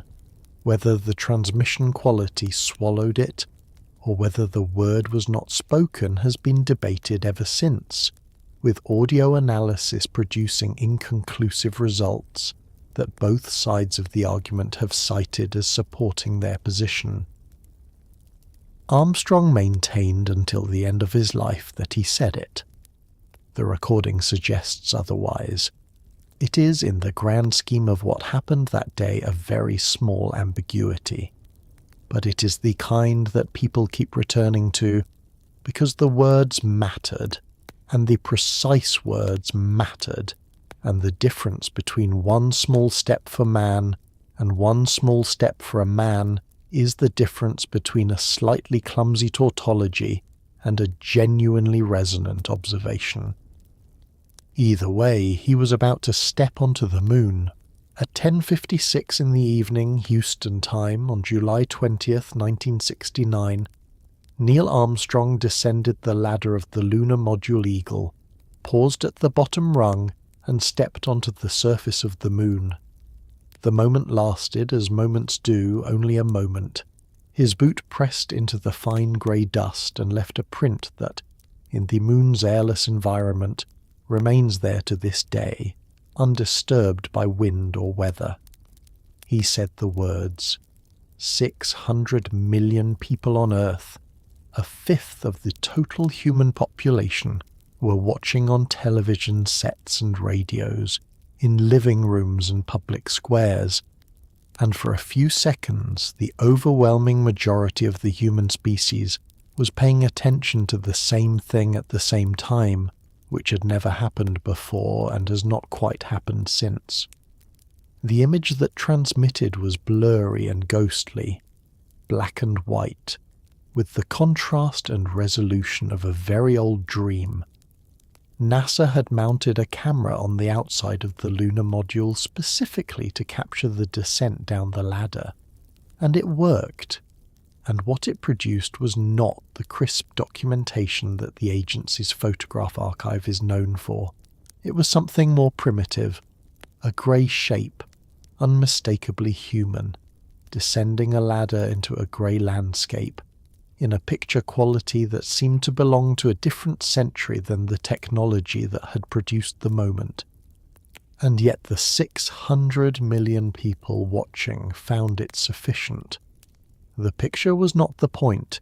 The fact was, Armstrong's first words after stepping off the ladder were delivered in the same flat, composed voice he used for everything, which was either admirably professional or slightly maddening, depending on your relationship with the idea that the first words spoken by a human being standing on another world might have benefited from a touch more inflection. The words themselves, whatever their grammatical status, were exactly right. Small step, giant leap, the personal and the universal held in the same breath. They have been quoted so many times in the decades since that they have acquired a kind of invulnerability to overuse. The repetition has not diminished them, which is not true of most famous sentences. What is less often captured is the physical reality of the moment. The lunar surface was not what the geological models had entirely predicted. Some scientists had worried, in the years before the landing, that the dust layer might be deep enough to swallow the lunar module, that the spacecraft might sink into centuries of accumulated fine particles and never be recoverable. It did not. The dust was perhaps an inch deep over a firm substrate, compressible underfoot but not treacherous. Armstrong reported that the surface was fine and powdery, that it adhered to his boots in thin layers, that the footing was secure. He could see his boot prints clearly, each one sharp-edged in the airless stillness. The ladder of the lunar module had a final rung that was higher from the surface than the designers had anticipated. The landing legs had compressed less than expected, leaving the lowest step 3.5 feet above the ground. Armstrong had to drop from the last rung, which he did without difficulty, but it meant the return climb required more effort than the simulations had suggested. This is a detail of such mundane practicality. The ladder is a little high. Getting back up requires a bit of a jump, that it sits oddly against the magnitude of the surrounding moment. But that is, in many ways, the true texture of the moon landing. The extraordinary and the logistical, inseparably intertwined. Buzz Aldrin stepped onto the surface 19 minutes after Armstrong looked around and described what he saw as magnificent desolation, a phrase that has aged well. The moon, up close and in person, was not picturesque. It was grey, all of it. Grey dust, grey rocks, grey craters ranging from enormous to barely visible. The whole landscape rendered in a palette that suggested a world that had never quite decided to be anything. The dust was extraordinary, finer than talcum powder, clinging to everything it touched, covering their suits in a coating that smelled, when they later removed their helmets inside the lunar module, like spent gunpowder or wet ashes. The silence was absolute. The sky was black, even with the sun overhead, because there was no atmosphere to scatter the light into blue. The earth hung above the horizon, impossibly blue and white, and both men looked at it. The feel of the lunar surface underfoot was something neither man had experienced in training. The dust was a substance unlike anything on Earth, created by billions of years of micrometeorite impacts grinding the surface rock into particles finer than flour, with sharp edges that had never been worn smooth by wind or water, because the moon had neither. It clung to their suits with an electrostatic persistence that no cleaning could fully address. The surfaces of their gloves darkened with it. The white of their suits acquired a grey coating that deepened through the 2.5 hours of the moonwalk. When they returned to the lunar module and repressurized the cabin, the dust came with them, and the smell, gunpowder, ash, something burnt and mineral, filled the small space immediately. Moving in the suit was a specific physical experience that the training had approximated but not duplicated. The suit was pressurized, which meant it resisted bending. Every movement of an arm or a leg required working against the suit's tendency to hold its shape. The astronauts had developed techniques for managing this in the neutral buoyancy pool, but the actual lunar surface added variables the pool could not replicate. The 1/6 gravity, which made them feel lighter than any environment on Earth while the suit remained the same weight, and the uneven terrain, which required attention to footing that divided their cognitive load between the task at hand and the basic mechanics of not falling. They moved by the end of the moonwalk in a loping gait that the low gravity made natural, a slight bounce with each step that the footage records and that looks, even now, like something between walking and something that does not have a name. The silence was perhaps the most disorienting aspect. Sound requires a medium to travel through, and the moon has none. The absolute quiet outside the suit was broken only by the sounds transmitted through contact. The crunch of the surface felt through the boots, the hiss of the suit's ventilation, the voices from mission control coming through the helmet speakers. The world outside the faceplate was perfectly silent in a way that has no terrestrial equivalent. Not the quiet of an empty room or a still forest. Those have ambient sound, the faint hum of life and atmosphere. This was the silence of the complete absence of medium. It was, both men said in various ways afterward, something they had not been prepared for despite everything, and above all of it, the Earth. Hanging at roughly 45 degrees above the lunar horizon, visibly a sphere, the blue and white and brown of it extraordinary against the black. It did not rise or set from the lunar surface. The Earth stays essentially fixed in the sky, because the moon's rotation keeps the same face toward Earth at all times. It simply hung there, small enough to be covered by an outstretched thumb, large enough to contain everything Armstrong and Aldrin had ever known. They both looked at it. They did not speak about it directly in the moment, in the way that the radio transmissions preserve, but they looked. Armstrong and Aldrin spent approximately 2.5 hours outside on the surface, during which they planted an American flag, a moment that caused some political debate about whether planting a national flag on the moon constituted a territorial claim, which the Outer Space Treaty of 1967 technically prohibited, collected 47.5 pounds of lunar rocks, deployed scientific instruments, took photographs, and received a phone call from President Richard Nixon, who described it as the most historic telephone call ever made from the White House, which was probably true. They also left things behind, scientific equipment, a plaque reading, "We came in peace for all mankind," a silicon disc containing messages from 73 world leaders and the boots they had worn on the surface, jettisoned to reduce weight for the ascent. The flag installation was more difficult than it appeared on the broadcast. The lunar surface beneath the thin layer of dust was hard, a compacted regolith that resisted the flagpole's hollow tube with more determination than the astronauts had been led to expect. Armstrong and Aldrin drove the pole in as far as it would go, which was not very far, and the flag stood at a slight angle that the official photographs do not entirely capture. There was also the matter of the flag's design. NASA had specified a horizontal rod along the top of the flag to keep it extended, because the moon's lack of atmosphere meant the flag would otherwise hang limp and invisible. The rod gave it the appearance of flying in a breeze that did not exist, which some people found inspiring and others found slightly strange.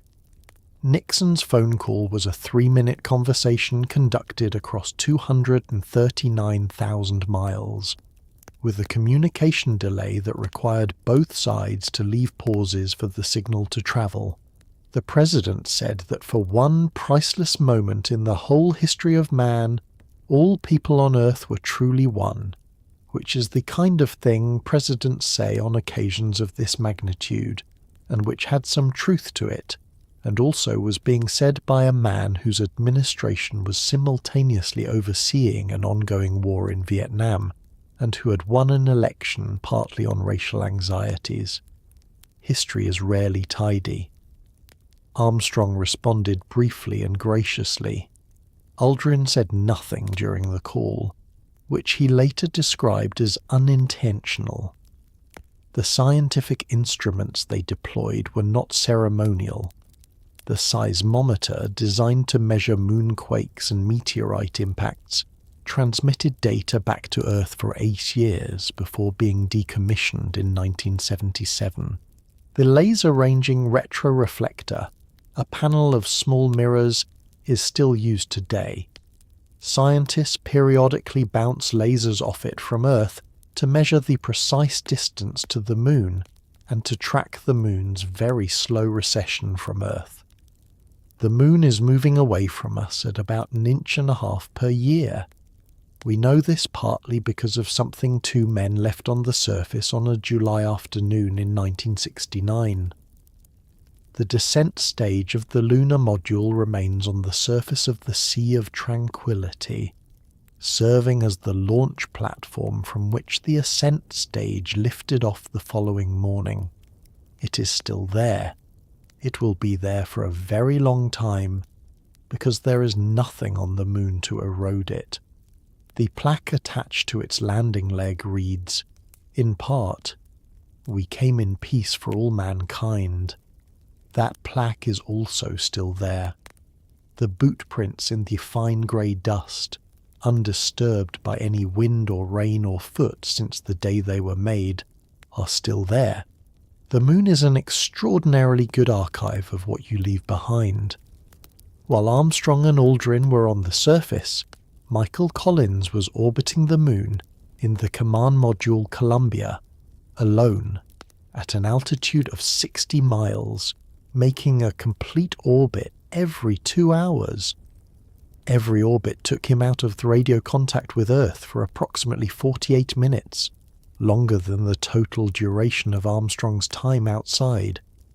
During those 48 minutes, he was the most isolated human being in the history of the species, further from any other person than any human had ever been, with nothing between him and the rest of the universe but a thin metal hull and the physics of orbital mechanics. He later wrote that he did not feel lonely exactly, more alone than lonely, the distinction being meaningful. He watched the moon below and waited. Collins had been assigned to Apollo 11 knowing from the beginning that his role placed him on the far side of the historical record. He would not land, he would not walk, he would orbit, alone, while his crewmates did the thing that would define the mission in every headline ever written about it. He had accepted this with the equanimity that his personality made natural and that his training had reinforced, and in the years afterward he wrote and spoke about it with a candour that was unusual among men of his generation and profession. He said he was not disappointed.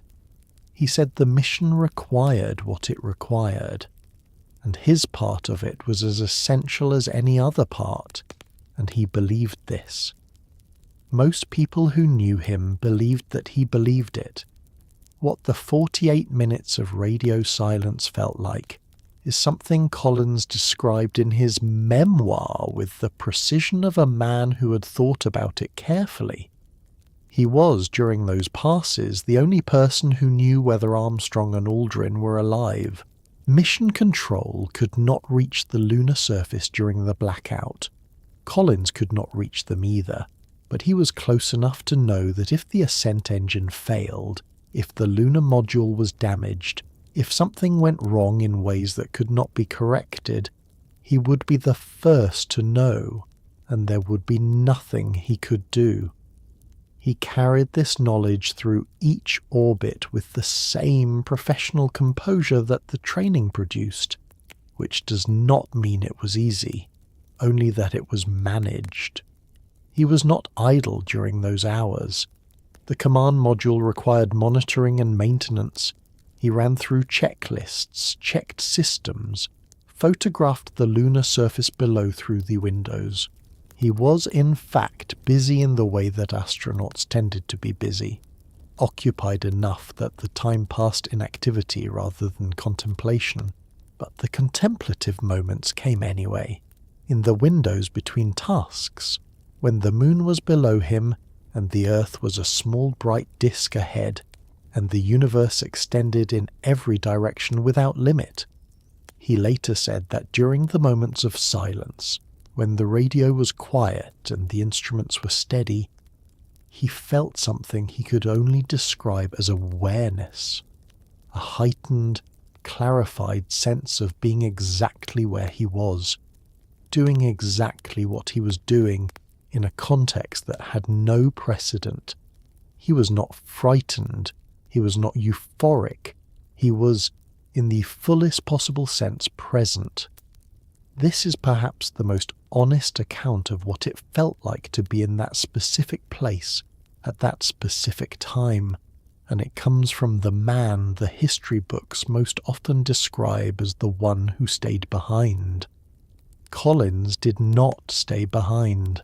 He went exactly where the mission took him, which was somewhere no human being had ever been, and he came back with a clearer understanding of solitude than most people acquire in a lifetime. When Armstrong's voice finally came through the speaker confirming the landing, Collins allowed himself a private version of relief. He was not demonstrative about it. He reported to Mission Control that he had heard the call and that everything in the command module was nominal. Then he continued his orbit and waited for morning, when he would need to be ready to bring his crewmates home. The ascent engine of the lunar module had one job and no backup. There was no redundancy, no second engine, no contingency if it failed to fire. If it did not ignite, Armstrong and Aldrin stayed on the moon.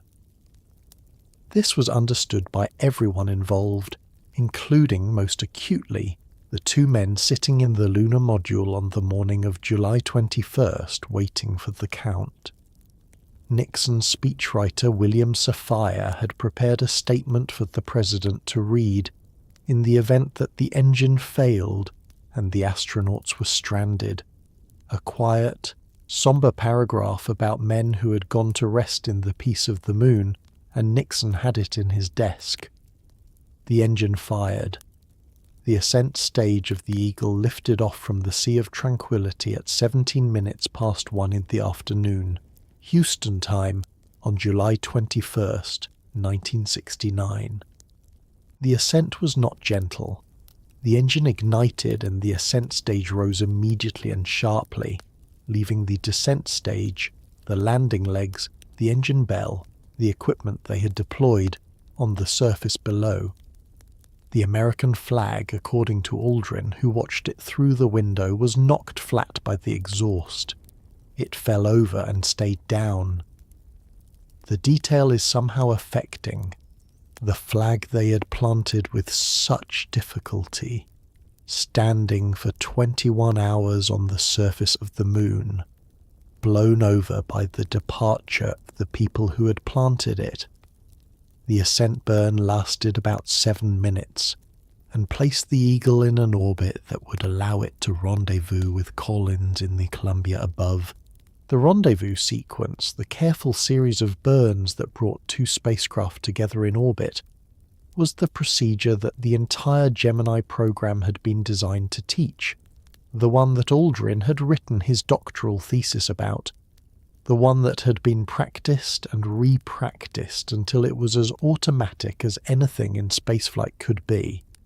It worked.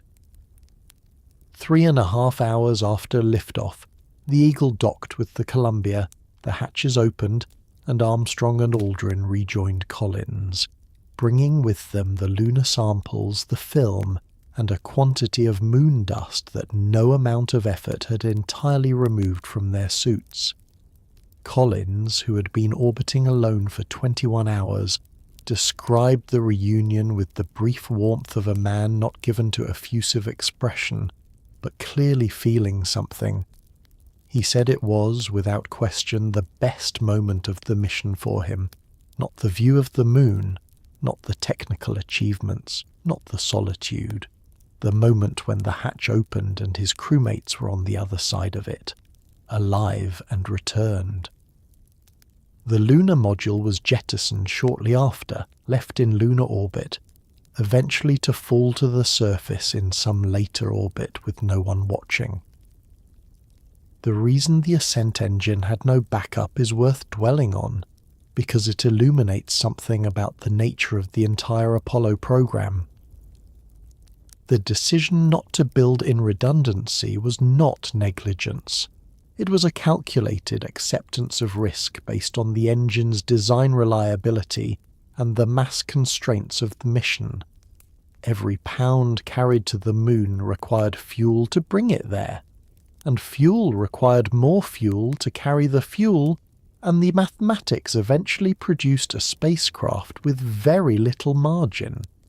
The engineers who designed the ascent engine believed it would work. They were right.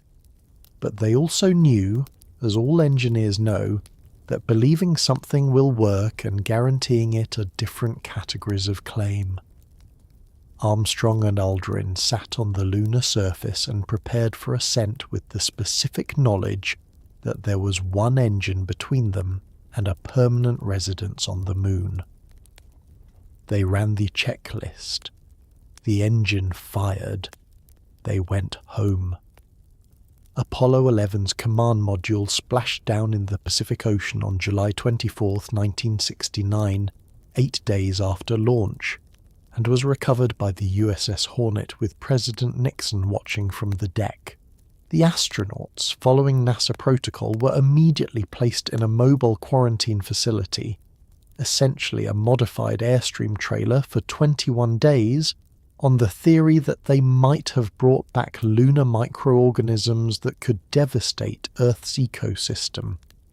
This was, in hindsight, a precaution based on essentially no evidence that any such organisms existed, applied with the thoroughness of an agency that had just succeeded at something previously considered impossible, and was not in the mood to be the institution that accidentally ended all life on Earth. The quarantine was largely treated by the astronauts with the equanimity of men who had been to the moon and could probably handle a trailer. The splashdown itself was not the calm, cinematic arrival that the word suggests. The command module entered the atmosphere at approximately 25,000 miles per hour, protected from the heat of re-entry by an ablative heat shield that burned away in layers, carrying the thermal energy safely away from the spacecraft. The G-forces during re-entry pressed the crew back into their seats at forces that, after 8 days in weightlessness, felt considerably more severe than they had at launch. The parachutes deployed in sequence.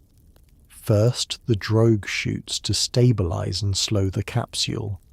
Then the 3 main parachutes to bring it to a survivable landing speed. The capsule hit the water and immediately turned upside down, which was expected. The shape of the command module made this the natural floating position, and then was righted by inflatable bags in about 7 minutes, which was also expected but nonetheless arresting, to observe from the recovery helicopters circling above. Nixon was aboard the USS Hornet to witness the recovery, a decision that reflected both the genuine magnitude of the achievement and the genuine political value of being visibly associated with it. He had spoken to the astronauts on the moon 4 days earlier. Now he spoke to them through the window of their quarantine facility, separated by glass, conducting what must have been one of the stranger presidential conversations in the history of the office. The astronauts, inside their Airstream, looked well. They reported feeling well. They were smiling in the photographs.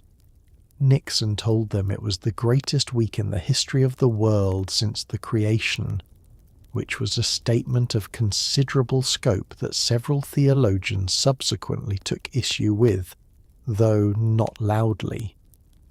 The mobile quarantine facility travelled with the crew from the Hornet to Hawaii to Houston, where they were transferred to the Lunar Receiving Laboratory, a larger and more permanent quarantine facility at the Johnson Space Center. They spent the full 21 days there. The lunar samples were tested extensively for signs of biological contamination. None were found. The astronauts were examined daily by physicians who found nothing alarming. The moon, as far as the best available science could determine, was sterile, a world that had been bombarded by radiation and exposed to hard vacuum for 4 billion years, and had produced in all that time not so much as a microbe. The quarantine was discontinued after Apollo 14, when NASA and the scientific community concluded that the evidence for lunar sterility was sufficiently strong to justify ending the protocol. In retrospect, the precaution looks excessive, but the people who designed it were making decisions under genuine uncertainty.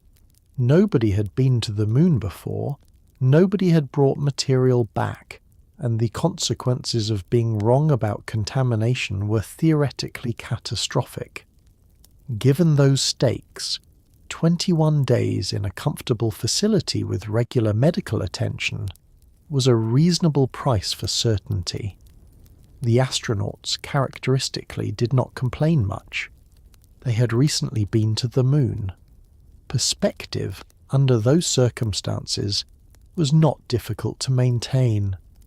The Apollo 11 mission cost approximately $25 billion, roughly $150 billion in today's terms, employed at its peak 400,000 people, and produced, among other things, 47.5 pounds of moon rocks, a satellite dish network, microchip miniaturization that accelerated the development of the computer industry, scratch-resistant lenses, memory foam, and water filtration systems. It also produced something harder to quantify, a collective memory of a moment when the answer to the question, can human beings do this, turned out to be yes. The moon landing did not solve the Cold War, or poverty, or the specific and ongoing turbulence of 1969, which remained turbulent, but it suggested, at least briefly, that the species was capable of aiming at something enormous and occasionally hitting it. The technological fallout of Apollo was real and far-reaching, though the specific inventions attributed to the program are often overstated or misattributed.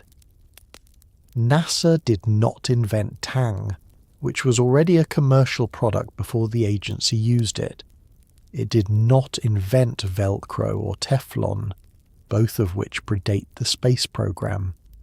What it did do was drive the miniaturization of integrated circuits, the microchips that made modern computing possible, because the guidance computers on the Apollo spacecraft had to be small enough to fit in a spacecraft, and making them small enough required engineering advances that the commercial electronics industry could not have produced as quickly on its own timeline.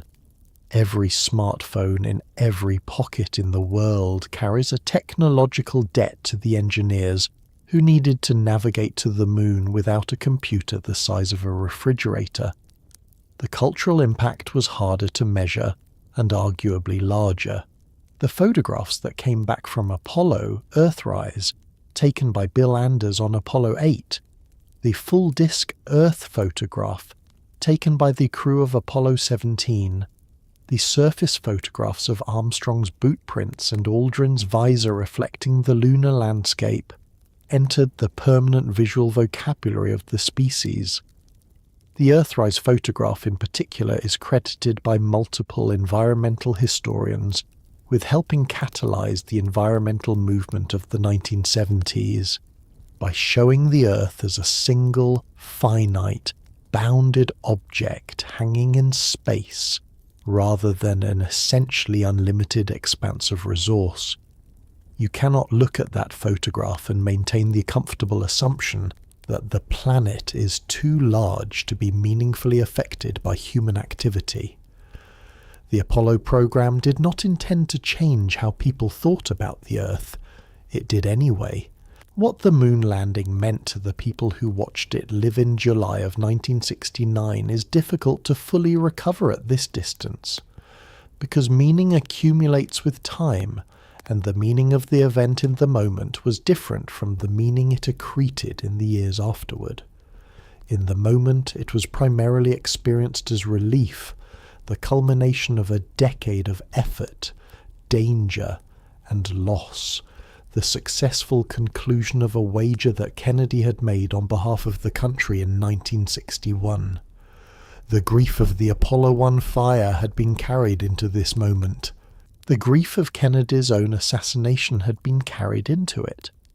The grief of the decade had been carried into it, and for a few hours on July 20th, 1969, it had somewhere to go. Armstrong, Aldrin and Collins were given ticker tape parades, medals, speaking tours, and the specific burden of representing something that was too large for 3 people to comfortably carry. Armstrong, characteristically, retreated from public life as soon as it was professionally possible, and spent the subsequent decades teaching engineering and farming in Ohio, declining most interview requests and most opportunities to be the symbol the world wanted him to be. He said, toward the end of his life, that he hoped the moon landings would be remembered not as the achievement of 3 men or 1 nation, but as the achievement of the species, a thing humans did collectively when they decided to try hard enough. That is probably the right frame. It is also, given the 400,000 people who built the Saturn V and the software and the suits and the food pouches and the tracking stations, the accurate one. Apollo 11 was not the last time human beings walked on the moon. It was the first. Between 1969 and 1972, NASA landed 6 crews on the lunar surface, sent 12 people to walk on it, and brought back a combined total of 842 pounds of lunar material that scientists are still studying today. The names of those missions, Apollo 12, 14, 15, 16, 17, are known primarily to people with a specific interest in space history, which is to say, they are not known nearly as widely as they should be. The moon landings after Apollo 11 were, in several measurable ways, more scientifically significant than the first one. They were also, in the court of public attention, considerably less watched. The world had seen a moon landing, it had decided, with the specific ingratitude of an audience that has received exactly what it asked for, that it did not need to see another one quite as urgently. The diminishing public attention was not entirely surprising. Attention is finite, and the Apollo program was expensive in ways that became increasingly difficult to justify once the geopolitical urgency beating the Soviets had been resolved. The race was over. America had won. The argument for continuing to spend billions of dollars sending geologists to a crater-covered rock became, in the political climate of the early 1970s, harder to make with the conviction it required. The Vietnam War was consuming resources and public goodwill at rates that left little surplus for lunar exploration. The environmental movement was redirecting the national conversation toward the planet underfoot, rather than the one overhead. And the news cycle, which had treated Apollo 11 as the event of the century, was already moving toward the next event of the century before Apollo 12 had even launched.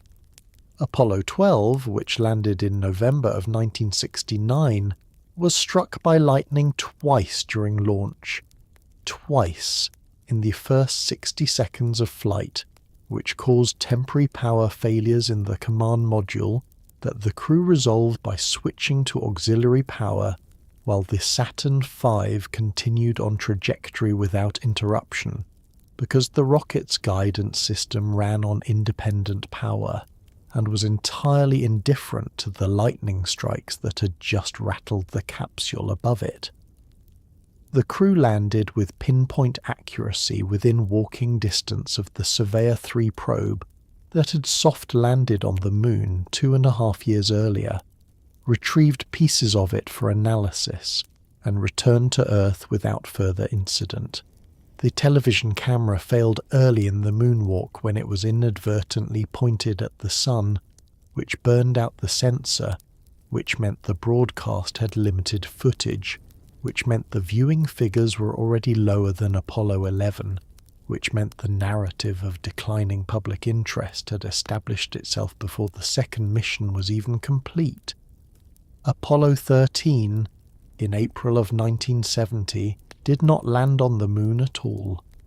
An oxygen tank in the service module exploded 56 hours into the flight, a sentence that requires no elaboration to convey its severity. The crew, Jim Lovell, Jack Swigert and Fred Hayes, used the lunar module as a lifeboat, powered down the command module to conserve its batteries for re-entry, looped around the moon on a free return trajectory, and came home 4 days later through a sequence of improvised problem-solving that NASA's flight controllers and the crew executed with a collective competence that remains one of the most extraordinary demonstrations of human ingenuity under pressure in the history of engineering. Nobody landed. Nobody died. The mission, described by NASA as a successful failure, briefly restored the public's full attention to the space program in the way that near disasters tend to recapture interest that routine success cannot hold. Apollo 14 through 17 expanded the science considerably. Later missions carried a lunar rover, an electric vehicle that allowed the astronauts to travel miles from the landing site, rather than the hundreds of yards that foot travel permitted, and stayed on the surface for up to 3 days at a time. The geology returned from the volcanic regions and highlands visited by the later missions rewrote the scientific understanding of the moon's formation and early history in ways that planetary scientists are still incorporating into their models today. Harrison Schmitt, who landed on Apollo 17 in December of 1972, was a trained geologist, the only professional scientist to walk on the moon, and his descriptions of the lunar surface, delivered in the precise vocabulary of someone who knew exactly what he was looking at and why it mattered, remain the most scientifically detailed accounts of the lunar environment ever produced. Apollo 17's liftoff from the surface was filmed by a camera left behind on the descent stage, the first time the ascent had been captured from the outside. The footage shows the ascent stage rising cleanly away from the descent platform, the American flag knocked sideways by the exhaust plume, the surface falling away beneath it. Gene Cernan, the mission commander and the last person to step off the lunar surface, said before climbing the ladder, "We leave as we came, and God willing, as we shall return, with peace and hope for all mankind." He climbed. These men trained with the same thoroughness and the same commitment as the people who actually walked on the moon.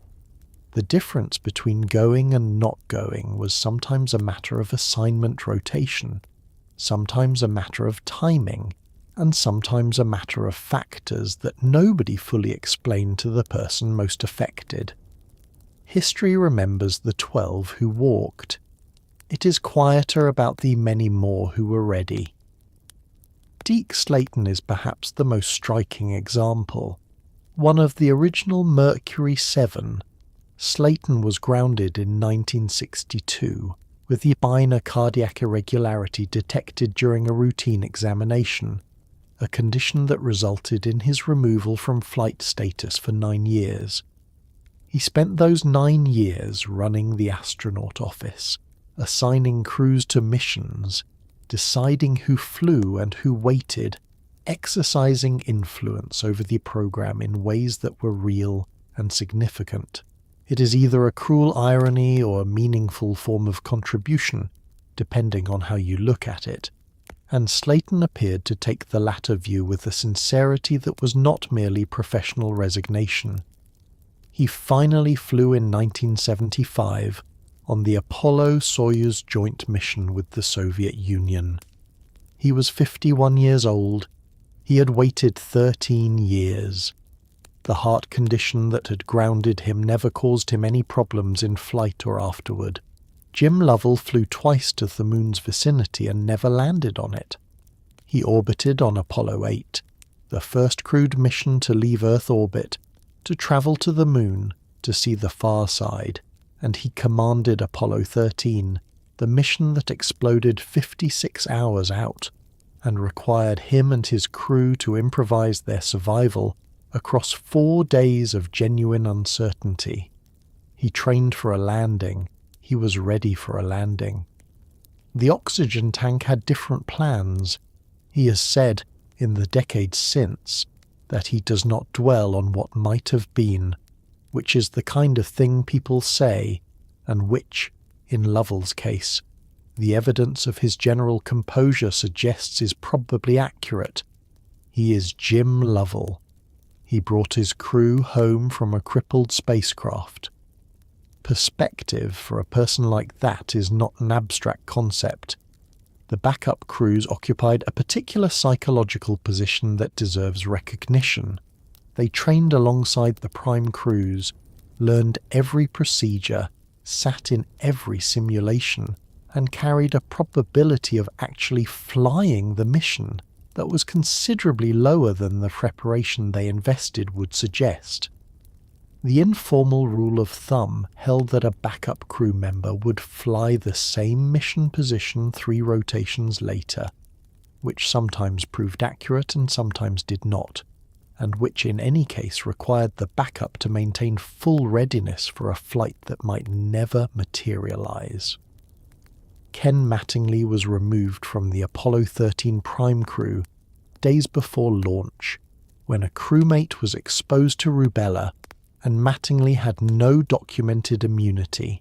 He was replaced by Jack Swigert, his backup, who flew the mission and helped bring it home. Mattingly never developed rubella. He flew Apollo 16 2 years later and walked on the moon. The rotation, the last-minute substitution, the viral exposure that turned out to be irrelevant. All of it is a reminder that the distance between the moon and not the moon was sometimes measured in things as small as an antibody. What the men who did not go carried with them afterward varied as much as people vary. Some moved into other careers with the satisfaction of people who had done genuinely significant work and were ready to do something else. Others carried something harder to articulate, a proximity to the extraordinary and the specific weight of having been close enough that the outcome might easily have been different.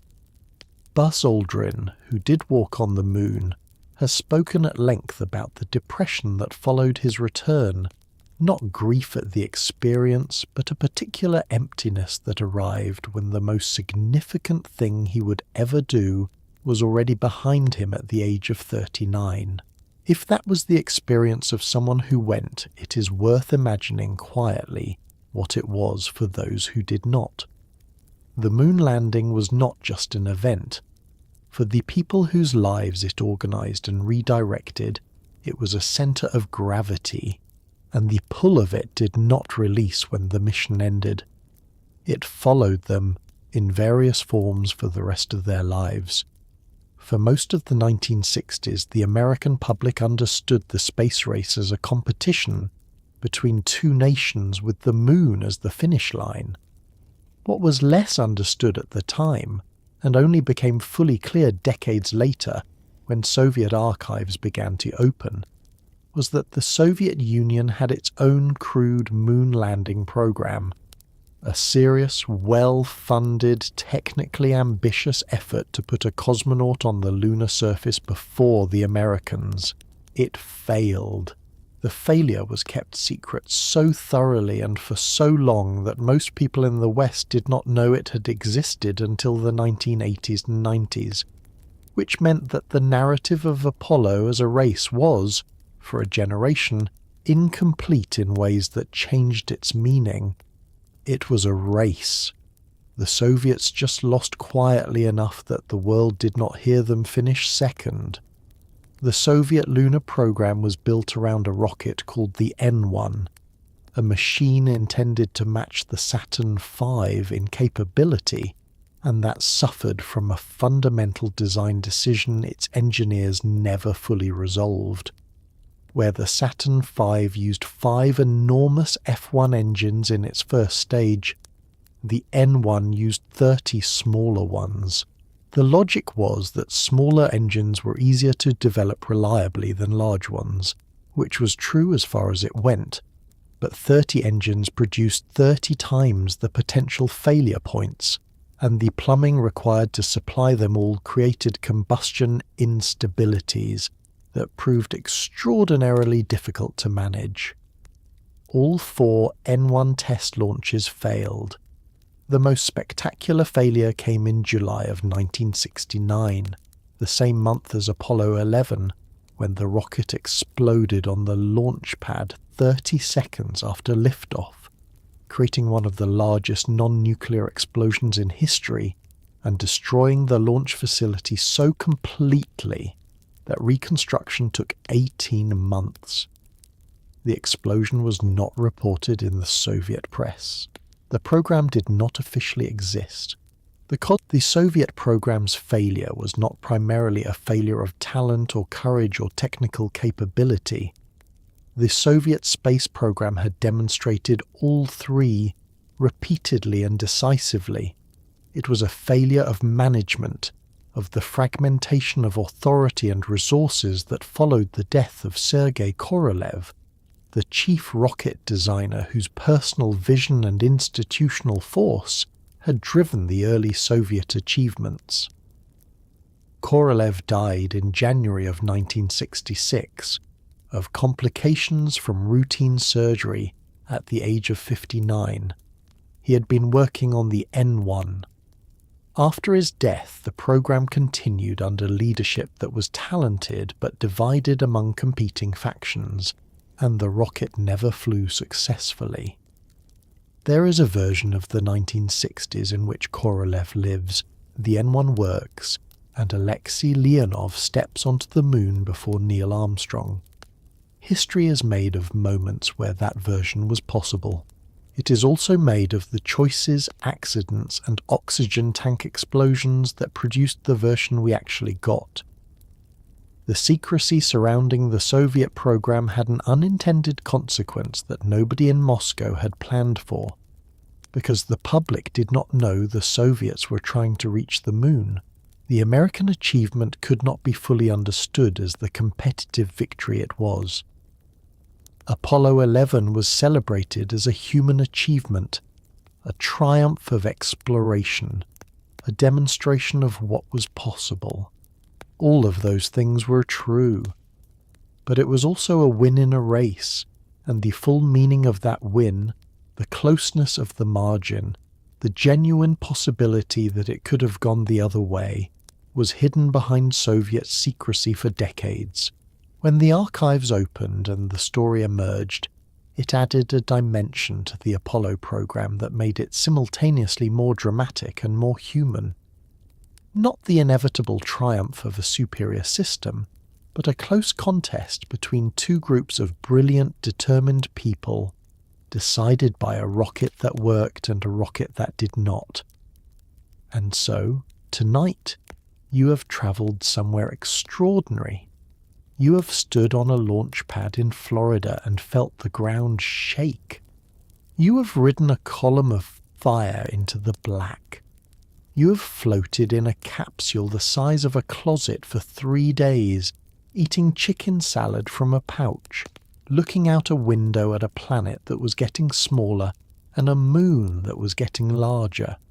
You have orbited 60 miles above a grey and silent world. You have descended on 30 seconds of fuel to a surface that no human foot had ever touched. You have stepped off a ladder and left a print in dust that has not moved since.